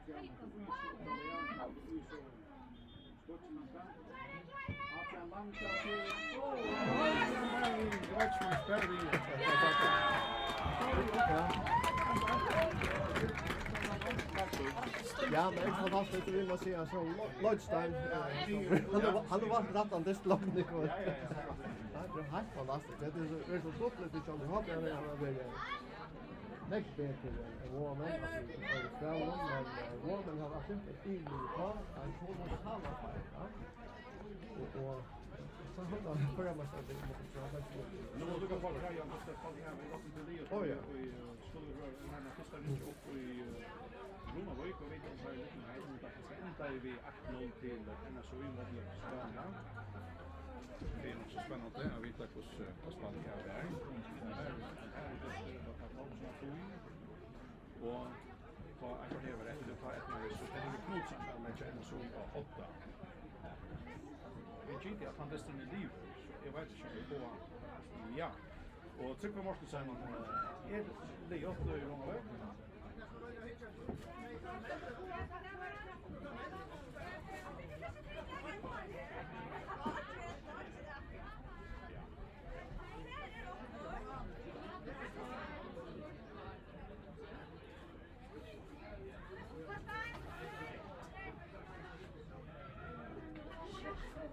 Jag Vill du säga lukka på den samma någonting att det kallar uppe på det att det blev så som dryckvaror tar stå.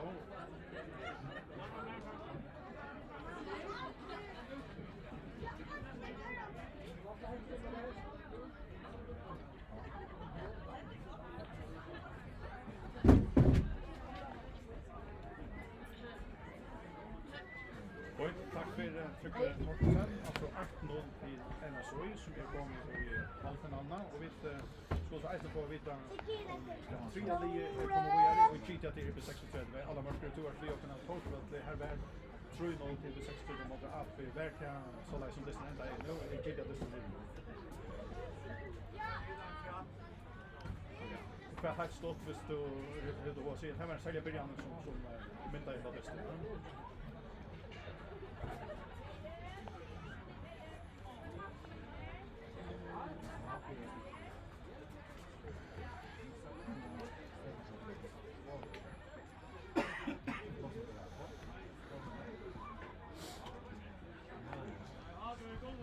Nej, 3-0 till det 36 mot Abi har sökt att ströja för fram efter här har inte små om att vara hängt i bästa fältet och det är något långt nu kommer vi släpper kan ner så Abi utstånd. Tack för Anna Markare som har vi kommit på så 3-0 till det 36 mot Abi så vi då finns det 3 liv vi är nu. Det är alltså Wichinger som vann 8-0 av tävlingen där. Vi Gaspar så sagt det distance som kan man kolla in. Och det 60 då var alltså 3-0 av Forsvaret och så knäckva vi Beatles skalan. Och vi runnar väg vi 8-0 säkra. Vi målade på sagt det distance och det var det. Så är det snär distance här man kan är den största favoriten och minsta spänningen. Och det har varit rätt här. Här är inte avgjort än som kommer något att säga. Här är alldeles inte avgjort än. Här är 1-1 och så läs ända just nu. Spännande och underhållande. Ojämn distance. Han har allt. Men han har en spänning och nerv. Och nu får han halvan tid om man vad ska man också om alltså en avgång är ganska forskar hemma linje är knäcka en halvan timme så här har vi så rasch här var här var jag skulle säga att det var bränt att bruka av och vi söker testen om att få sina tråd och men alltså tar det över om jag tar mina halta så där kommer ut igen att bröstborska det är låt och att det logik i det så att det ligger där som det gör lite på dem till halva men det är så mycket så ska man kalla det vad det är men en gång till de ska vara väl på det så vi han ser men inte alltid vi får vara vi får det är och vi ska vara det mest dramatiska i det höga jag börjar se på så det är nu och bygger sig själv det är att vinnaren här ska möta NSOI och jag vet att det kan bli sånt där att det tror man nog börjar vi se första så tjå om akkurat vi ska det ut i långt lag så gör man time on en där så här för då så vi tycker att det här det är så att NSOI och vinnaren här spelar faktiskt som det så han mention nummer 3 så är det bästa läge han äter han äter 63 Wichinger och han vill runna över lägen hade det här är så han kommer till mig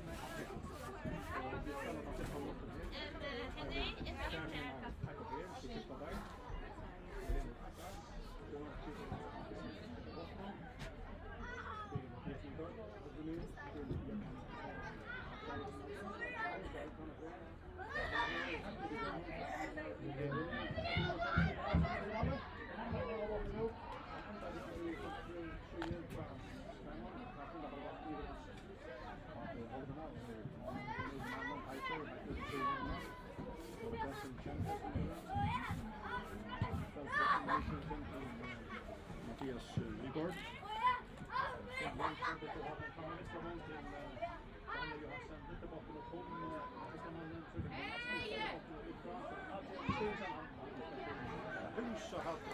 Ja, stor rus. Ja, men det är väl väl annat att ha det här. Smile man runt om det här, men vi har sett lösningar där alla va. Vi får den längst ut och ja, så det kanske att de är här väl så han har inte jobb på första steg.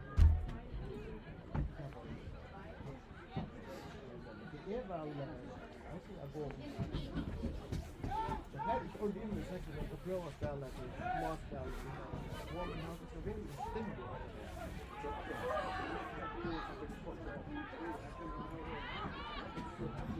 Och så fick han sina bra. Han vet vad han har plan på och ju att så han vidare ska man ut från och hade en är det bild här så var det så att jag har fått en det känns det ju vad man har alltså det är men det till det kan nog absolut så jag skulle säga att vi har fått spela när vi håller med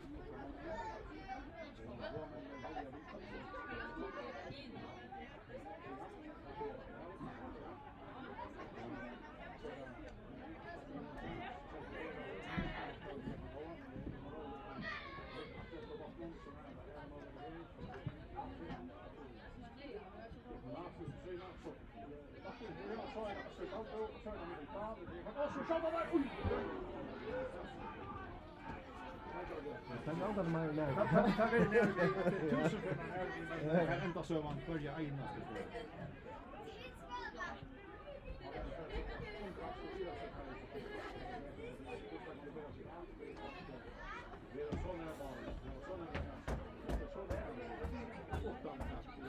Men vi hoppas nog att alltså vi kan inte se att det är chanser med att man ser. Inte såna stora chanser. Nej, men det var ju några större här där akkurat i sin nästa där nå av botten och så något mer ja.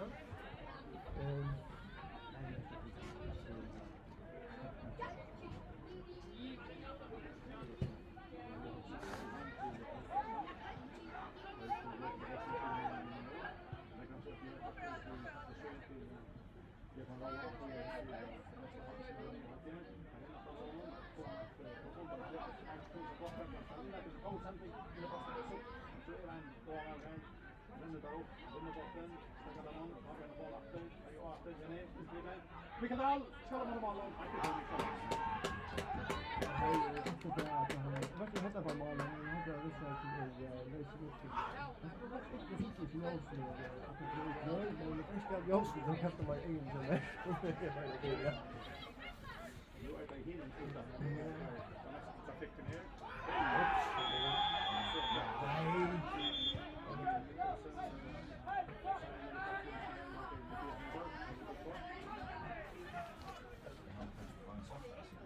Fyra minuter, 5 minuter. Själva håller sig under snurr. Det kan vi som har det fram.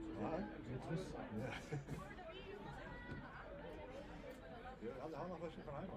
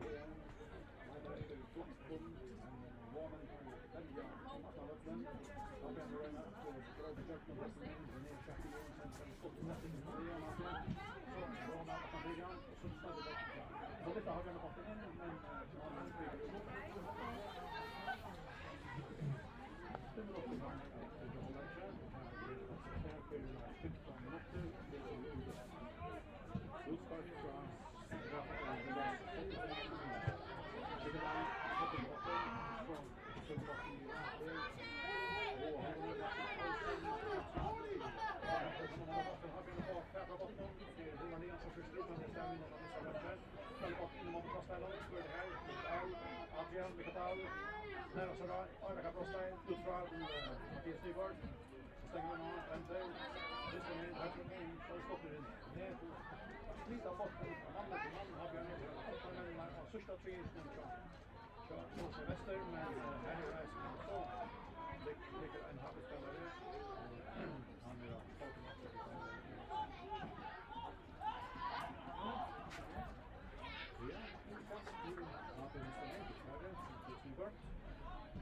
gör vi är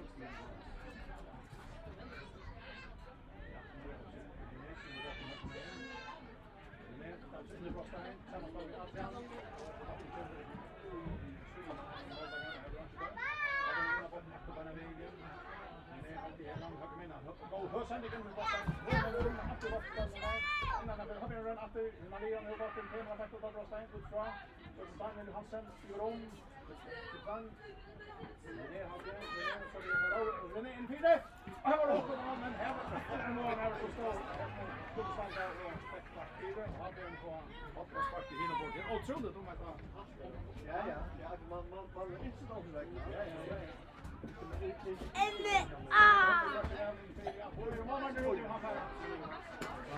Alltså man är extremt god. Han har väldigt goda bjärgårdar med den öliga matchen och du är väl att ut och hålla botten.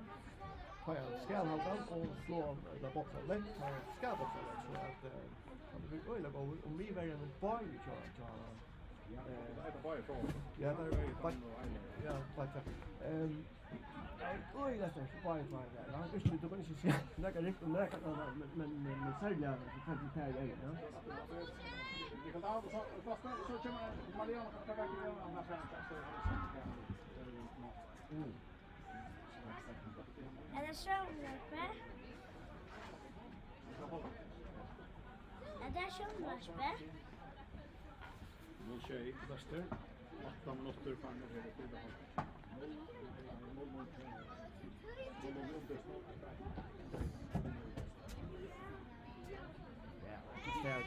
Det är kanske tid där så det går massor så det var nog att det var allt. Jag får ta med mig mat i det. Så har man lite åt det från det öliga med men det vet att här kan ligga kan få ju så det här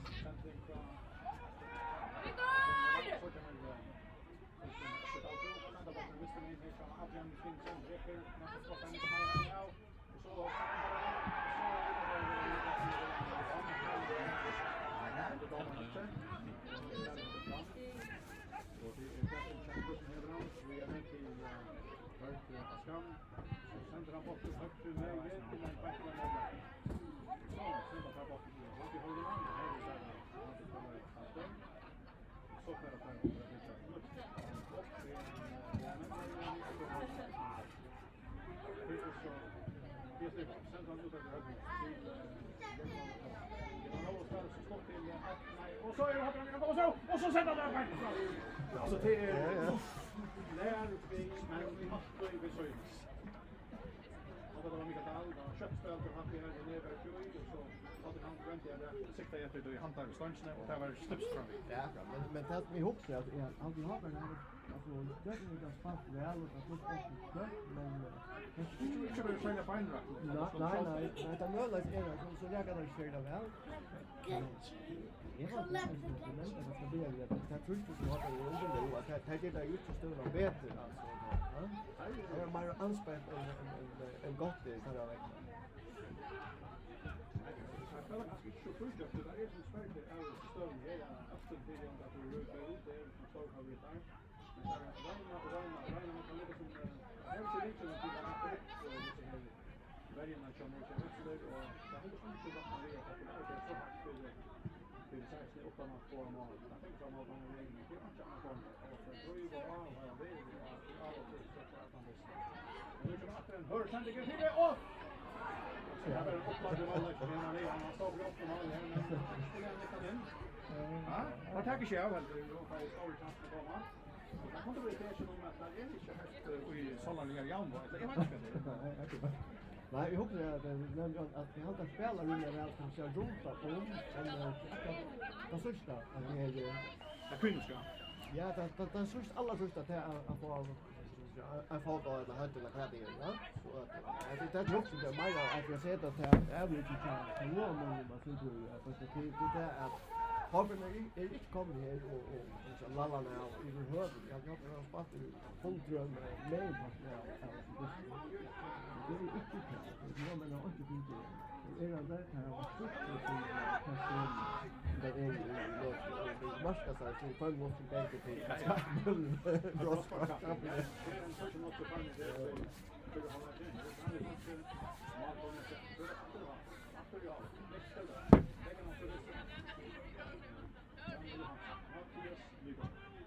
Ibron Fabrino, René Shaki Johansson. Så, Lemaro, så illa bara. Lemaro till Hille. Lemaro Bottman, som Vigor, efter till Lemaro, han stryker här och så in vidare.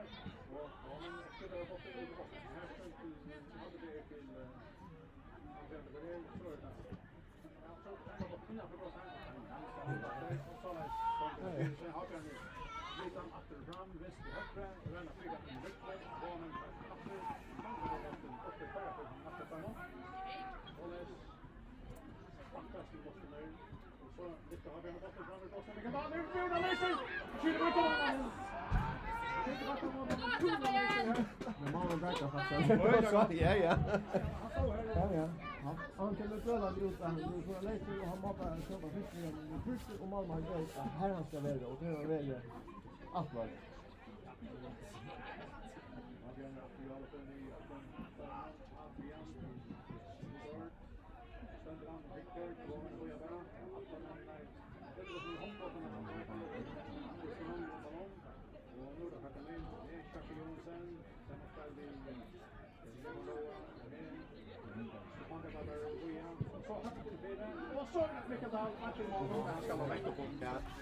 Ja, det är inte där så alla går upp på det.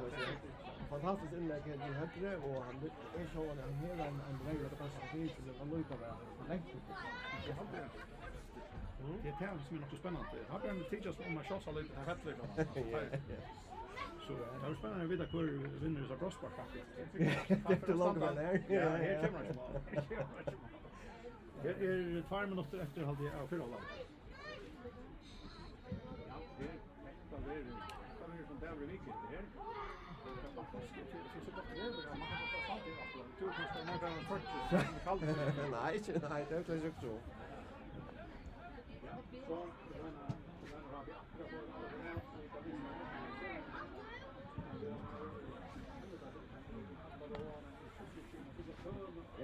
Nej, det ligger ju han utan.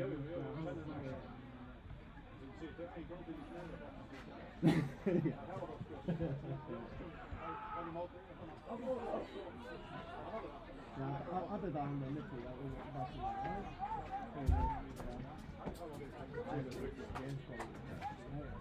så vet det väl en väldigt diskuterad. Mamma vill säga att det är ju inte så illa att det är men tänka bort att det fast så tänker jag. Shaki Johansson så där så bra och så kvar och så kommer det till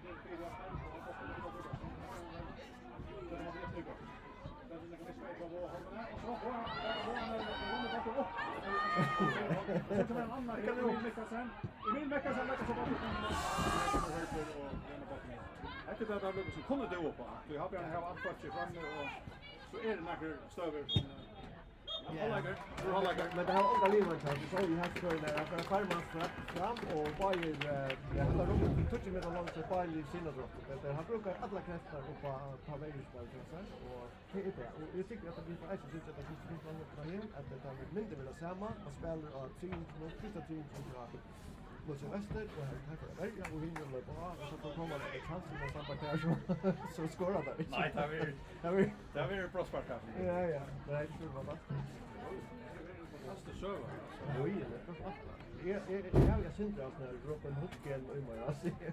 Vi hoppas att det var ett det är bättre syns det så men ja. Spännande. Det ser spännande. Det ska vara spännande. Jag hoppas fast där. Jo, det är spännande det är inte att mäkna att skåra ska mål. Jag spännande var ju ens när jag hade varit 8-8 och vad det kanske finns ena större kom till gång. Då tänkte jag så att det som är något övertygelse. Det är att en av de helt och alla som tror men inte att det så bra. Ja, det får man måste alltså det är så kan man så säga ett kvarter från Brosparkaffichen. Ja, jag vet inte. Jag vet inte här. Jag kan höra att man känner kan vi då vi söker hela jag får ta fram ganska äga kött det är har det så att vi kunde inte gå runt att gå. Det skulle vara en sport. Jag tar ju sig att det är större och något resten. Det är lärt oss att slå lag. Timon och det är att skilja att komma ut på att det är halva nollen men alltså härifrån och framåt. Så det är ett extremt värst och det är något av rätt det är god ska man ha sig där och så är det bara fyrtid som det är laja. Det är bara så att det är ett av vältjat och så nästa krig.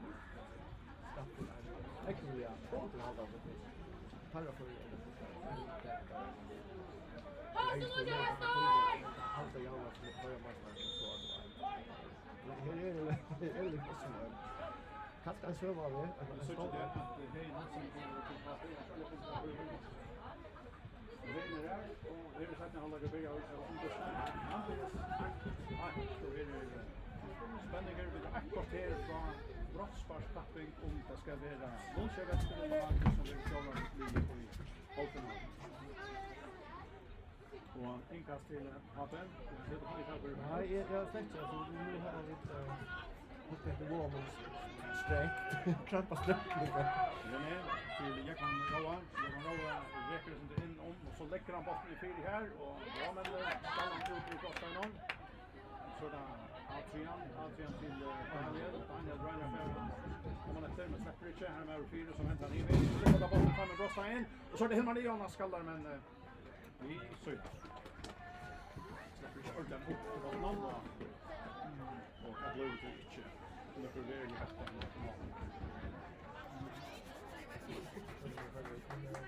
Det är ganska som lite mer till det här som spänningen är så är det mer om vad det känns som att allt det är ute. Ja. Så det är standard att man kan se.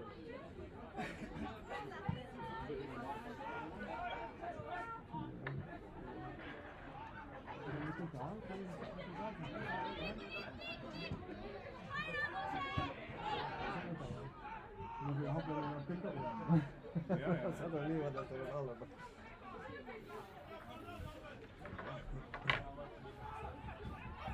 Ja, och sen är det Happy Holmen till Champions så då Adrian Stensen. Väger vi botten pregar han till Hein Hansen och ger det till Daniel. Adrian. Just nu går lägger han till det där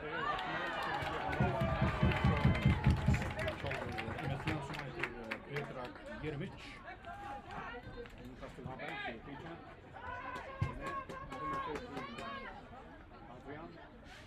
Adrian startar med Miskael så måste ju hålla lite så botten i Brostein och Hantan för ja, jag vet inte bara hålla den ena för så för han ska in i Brostein istället för till René.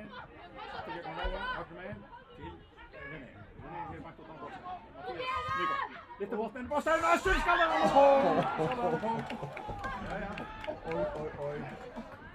Det har gått inlägg och här kommer målaren för först. Ja, det kanske är för att andra för att skriva ut det var här kommer han bröllande ut och efter in framåt och hämtar kombacker att ta upp mål. Så det var ju rätt att han kunde skora. Nej. Det är som att det är bäst. Jag vet inte vad det är. Men vad så tjän. Det är ju underligt ting händer på det här. Ja, jag nämner det att jag också alltså så. Jag kan inte komma med. Det är klart det kan vara för det var ju alla. Ja. Han är ju klar det. Men det här är mot Mafart och det är Veloso. Man har en portugisisk man mot Väster. Han följer det.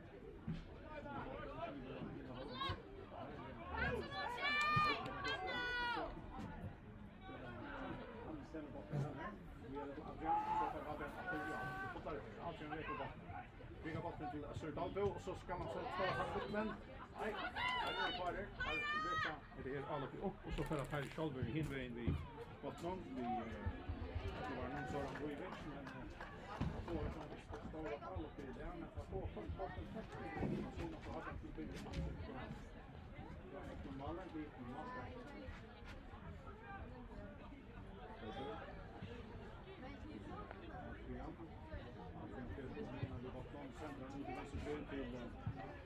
Daniel, in Brostein. Provason per botten ut ur Brostein alltid. Inte från Mattias Nygaard. Så lättar han in natter. Så ända botten till Förjan. Hein Hansen alltid. In i Brostein. Väntar sig. Sänder i vrån. Så kommer Nosten över den. Det var det var Eiler Provason. Danfrost. Här har en afterloppspel. Här har vi en alla loppdueller. Och så Westerbein atter. In 4 atter. Och här Hein Dan Provason. Här har vi fått det ölet.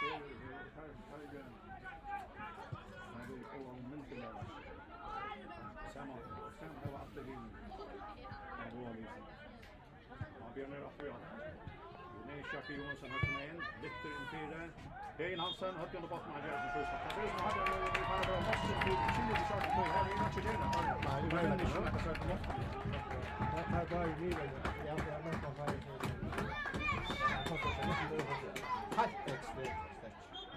Så är det ganska där så kommer man säga. Ja, så är mamma Men här är långt kvar 5 minuter. Ja, så är det 20 minuter efter. Så är det bra spel.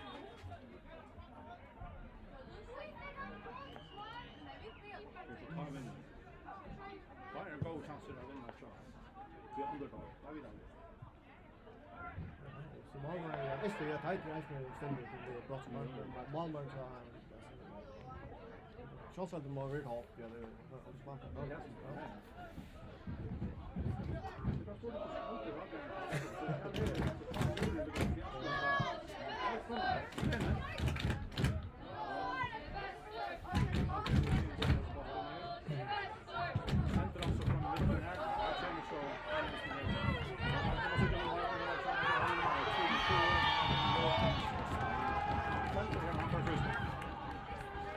från smart thing kan man säga. Du sparkar liksom man låt sig och så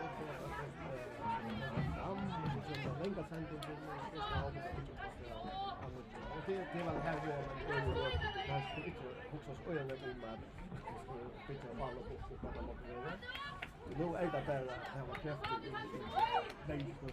Det ska tufft så att det går där. Jag har inte det. How the hell this will have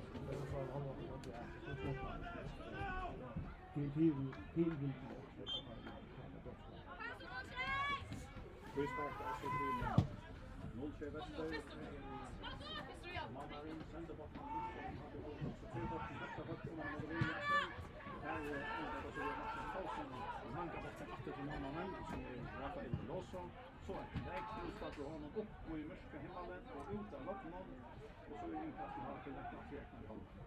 Det är så teacher. Det är farner tjej och tjejen upp där och kan man flytta på den senaste flytta. Det är punch and brighting boy. Framvis. Han förväntar på att alla vill lära ner Jackie Johansson verkligen botten. Han lättar där 24. Han får släppa botten Iron över fältet. Så en högsändning för det. Botten detta ner där. Men var men Sean på första. Det är 4 Sean on. Han får oss. Långt bort. Och han vinner. Det är en chans. Det är Adrian Kristin. Vi är återspelande utan av dem här av Goa håll. Återsson. Adrian till Jekan Rowe. Jekan Rowe lyfter så botten in 4. Och man är uppe i affären. Oj. Och han uppstår ett mycket ut. Och vad är det inte ska vi säga trusch stöd där. Det var inte bara han skulle upp med det vinner fortsätta kan man säga. Oj, det är mycket där då. Så är det faktiskt att vi har Jekan Rowe i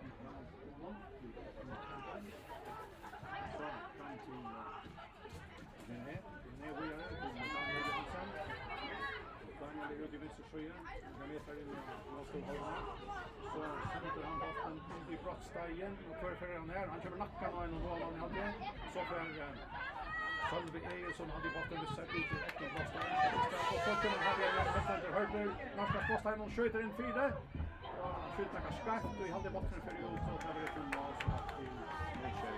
Bäst det här var en chans att ha men hörde det var inte han vankade till jag vet inte vad man Ja, inlägg man inte nog sist. Här är det vad man rörna att spela sig fram med för allt att hinna sparska fram med bara. Det tycker man har på mitt liv så runda på stör inlägg inlägg Ja, här är det 6 minuter efter det som är just nu.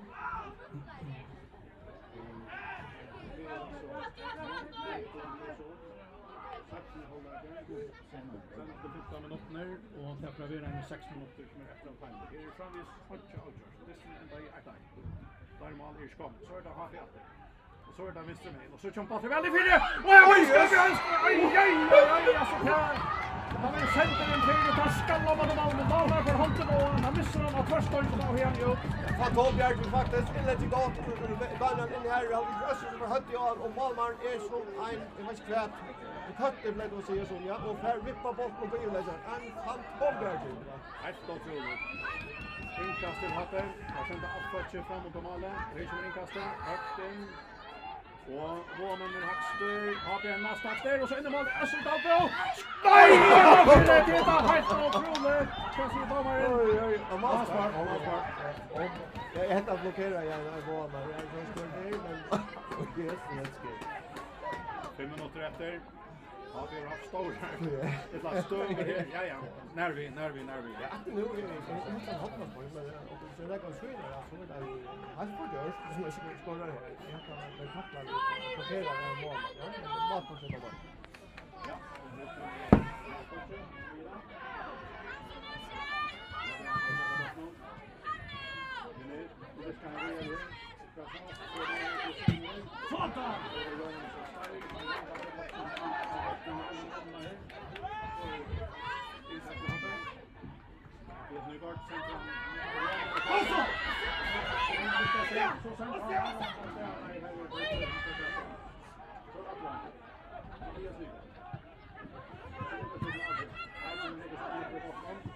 Så lyfter han bollen fram efter och så ändrar han chauffören Hein Hansen in i Brostein och botten.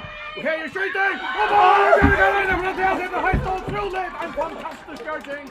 En stor mål ja, detta var bilen här. Jag ska se det är en fantastisk server.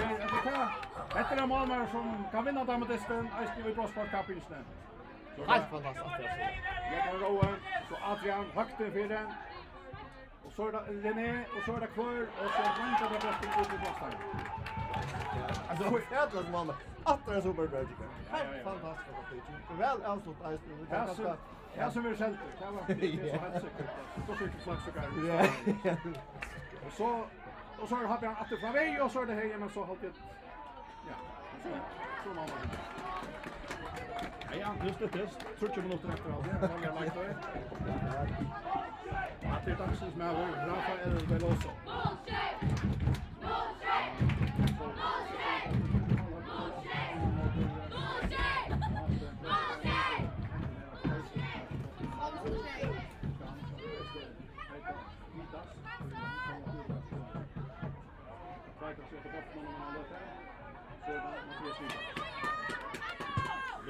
Från Brostein och för det här så skallar de mot Malmö. Det var Hilmar Leon Jakobsen men han fick inte bettan någon mot Malmö och då får de sin division out och så blir det efter Manspark.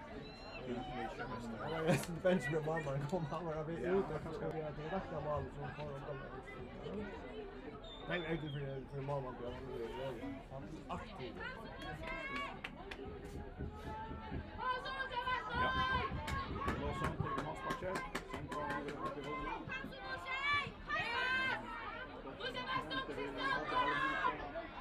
Det är en kämpe. Berolina vill nog. Ja, det är någon att man när man kör efter. Det är Shaki Johansson. Det är ström in till Daniel Johansson. Så bakom lite på det är ju bakom Mattias Nygaard. Adrian center så bollen väldigt fint. Oj, och här tvättar där fram och skallar. Jag vet inte hur det ända det här men hade han hemma från VS. Och så är det Adrian flyttar den skott och lägger det så där Daniel Johansson och så skjuter han om han skjuter. det är inte så väl har längst skott ni har varit där så har vi. Längt om man vill. Nummer 8 bara. Ja, jag borde bland det nu är inte skott. Nu är det klart för att det. Nu kör Väster från Dicker att jag. Ja, jag tycker på det. Jag tycker inte att det är spela på att det är att så lätt mot ända av det. Det är så där. Och så det är klart att spela så det kan inte. Och väl det så det skulle vara väl. Ja. Nu är det alla första så är det crossback Kan man tro så det gör? Ja, jag får inte till att det är 1 minut efter så vet jag att han lägger det han lägger 1 minut till då. Nej, vad det var det är ju så det. Det brukar ju så vara lite sånt där.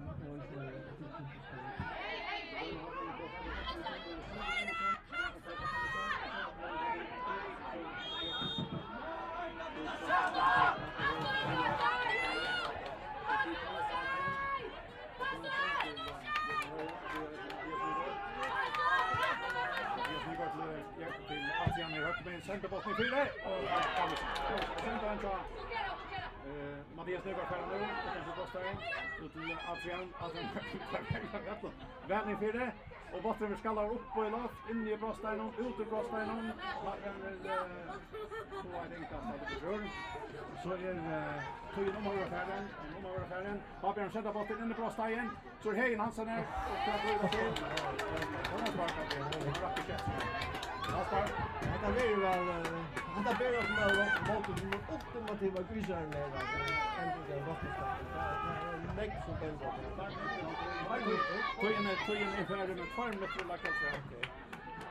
Alltså sätter vi det kan vi gå till. Men det är lite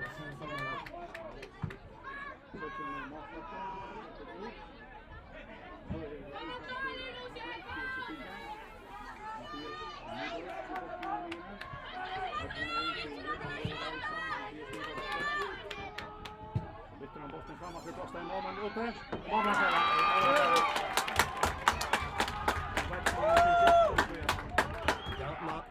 han ska alltså säga han är ju bra alla han bara så på.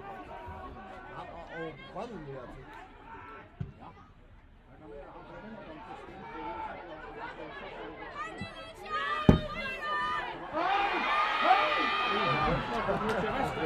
Emil Niklasson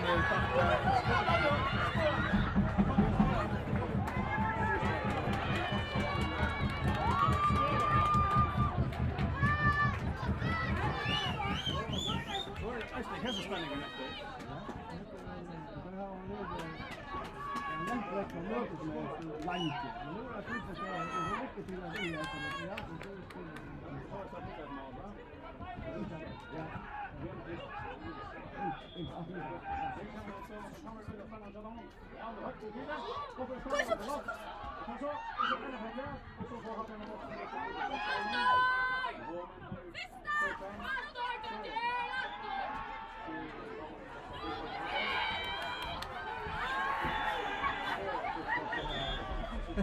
På botten vi håller på bort igen.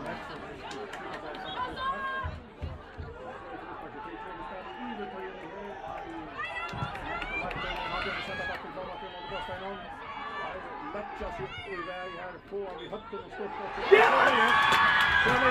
Så får vi alltså plats. Här tackar vi det.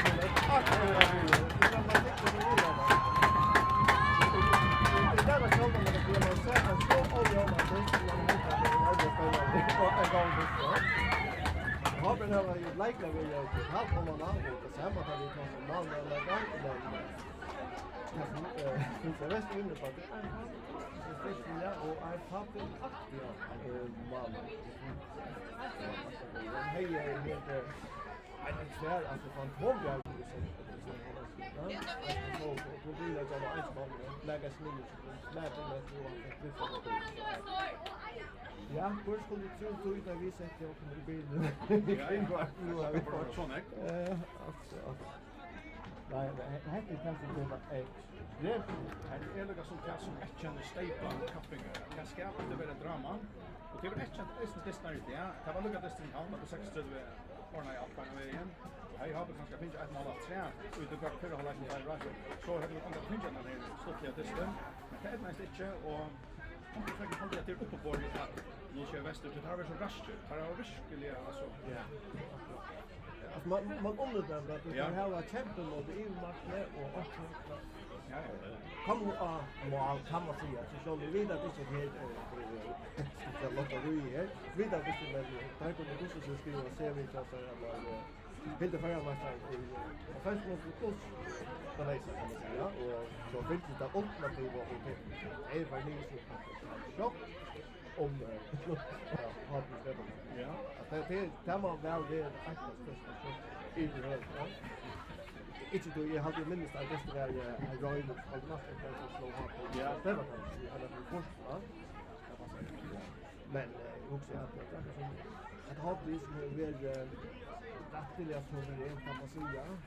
Jag måste jag finns såna galosser där det kanske klara så Så nu är det lite säkert med att de kommer sig och få rätt ut och få lite som vars det så här sina drottningar och välja skyttar. Och välja skyttar. Nu stämmer det på kura. Ja, nu är Angel som är några fyra mål. Jag ska se att han har vi hörs så vidare och i dessa kappis nu. Vi Brospark kan vara mot Kvar och vi första diskussion. Har vunnit där Brospark kappingarna. Så kan det vara i låt och fyr. Men nu stannar bara Adam än det gör det. Det tar jag säga. Ja. Det följer att trust ju assar och också sväckna fiaskoina som lurar. Och i förjon kötta. Och så möter det Alman som är väldigt så är det mirakelman av det kväll alltså. Och kan ger lägga där under trust. Ett tycker verkligen att en grej där nu ska Väster ha en chans. Så jag hade rätt det psykologiska nu är snägga psykologiskt. Det nästa så att det är så mycket man trust att ha det. Hinner ha allt av vad behöver allt att ha. Och Rüdiger har ta tåsa om en av dem stora fiasko i överhuvud. Ja. Det är här gör det. Målen är väldigt stora. Vi i nästa ställ på kanske 8 miljoner bästa där och det var sen så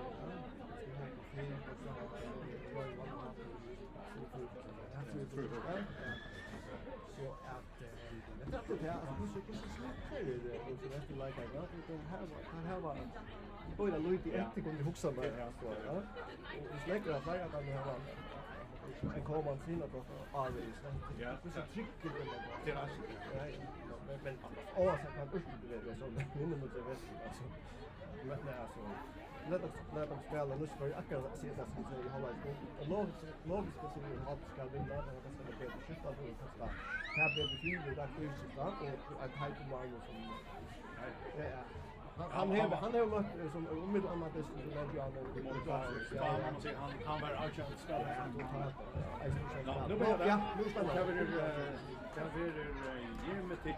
Jeremic, Pedro Jeremic som första skytten och där skjuter han mot det bästa av målen.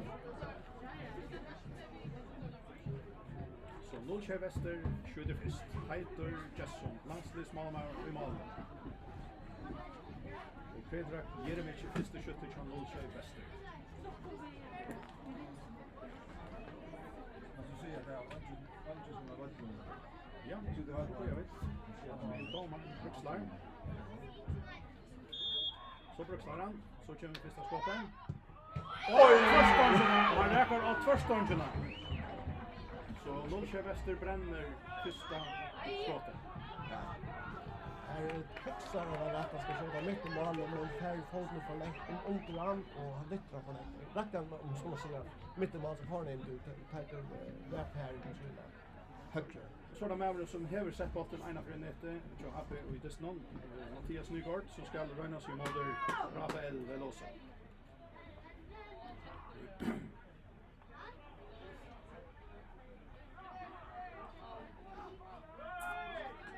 Ja, så ska vi ta honom.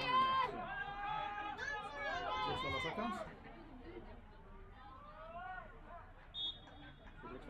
Så ska Mattias Nygård skjuta. Och han sätter honom i nätet mitt i 1-0 till Apen. Ja, och här är det att och där Veloso. Akvar? ja, nej, Mattias Nygård. ja, akkurat. Han Han skyrde bollen mitt i mål och det var Eisen där mot vänsterläggaren attla igen men han lyfte bara från ett kontra och han räddade som mitt i mål och Mia och då är det öliga viktigt att sån som Vi hade det Sölvi Egilsson som Anna Skytte. ser det som typ med nu att han sitter nu helt till där och tänker på att han ska bara ha lite som bättre bränna där. Anna Skytte tja Nolsjö Väster, Sölvi Egilsson och det tajta Jessen. Och han spelar, mitt i målet. Ja, han är ju precis där att han har fått ut målen nu. Här så det mitt i målet och mot den första skjutan så tar det ut så han kan ju nu går. Han kan ju tänka snäck om första shotan är att han pitchar ut av bunchen så det har stort träna och en toppstort av bunchen och snacka som jag tror det var Europ där i första shotan första mast och så där. Det blir Össert Albu. Tycker det är Europ plus lite men det är kanske spår vi går i grafiskt att komma. Ja, ja. Jag tror jag ska det. Samma det. Össert Albu, Renese. Moder Veloso. Han sätter han tryckte nätet. Han får Rafael Veloso affära högre efter botten och han skjuter en in. Han sviker det som det gör. Hasch och lite han in mot Sweden. Motsatt vinner som man. Och för det så. Först det mycket och han och så nästan nu. Först. Börjar han. Nu träffar han.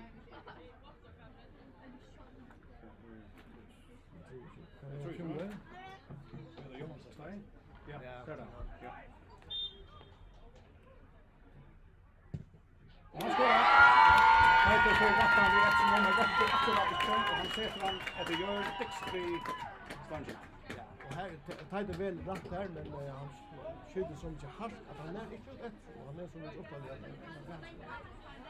Så ska Adrian Justinsen vända sig. Nu har jag skrivit upp ett utav 3 av Arabia. Ja, nu får vi se det där. Ja. Och att och TV Lines kommer att ta sig knäcka pengar på att de skorar. Ja. Men you never know. Ja, ja. Och det Rosberg tar presidenten han bränt jag sen. Adrian. Oj nej, öjla gott Rosberg. Dixter på det här. Här var Rafael Veloso, han får rättan vid ett som han rackar inte. Det är han lyfter från så väl och skjuter så mycket hårt. Så då Martin Tausen, Lichebaren och från KBRen. Det var fjärde ja. Ja. Så James skott från honom. Han sätter nästan täcker det. Här är Justin väljer att lägga sig högervägen och Martin Tausen skjuter hinväg. Ja, det start med han var goal från den första för EU-lägaren men var det så tror jag att det lagde för det här målet kanske. Ja, men nu ska ta inte själva shot. Ja. Fjärde skott till Japan.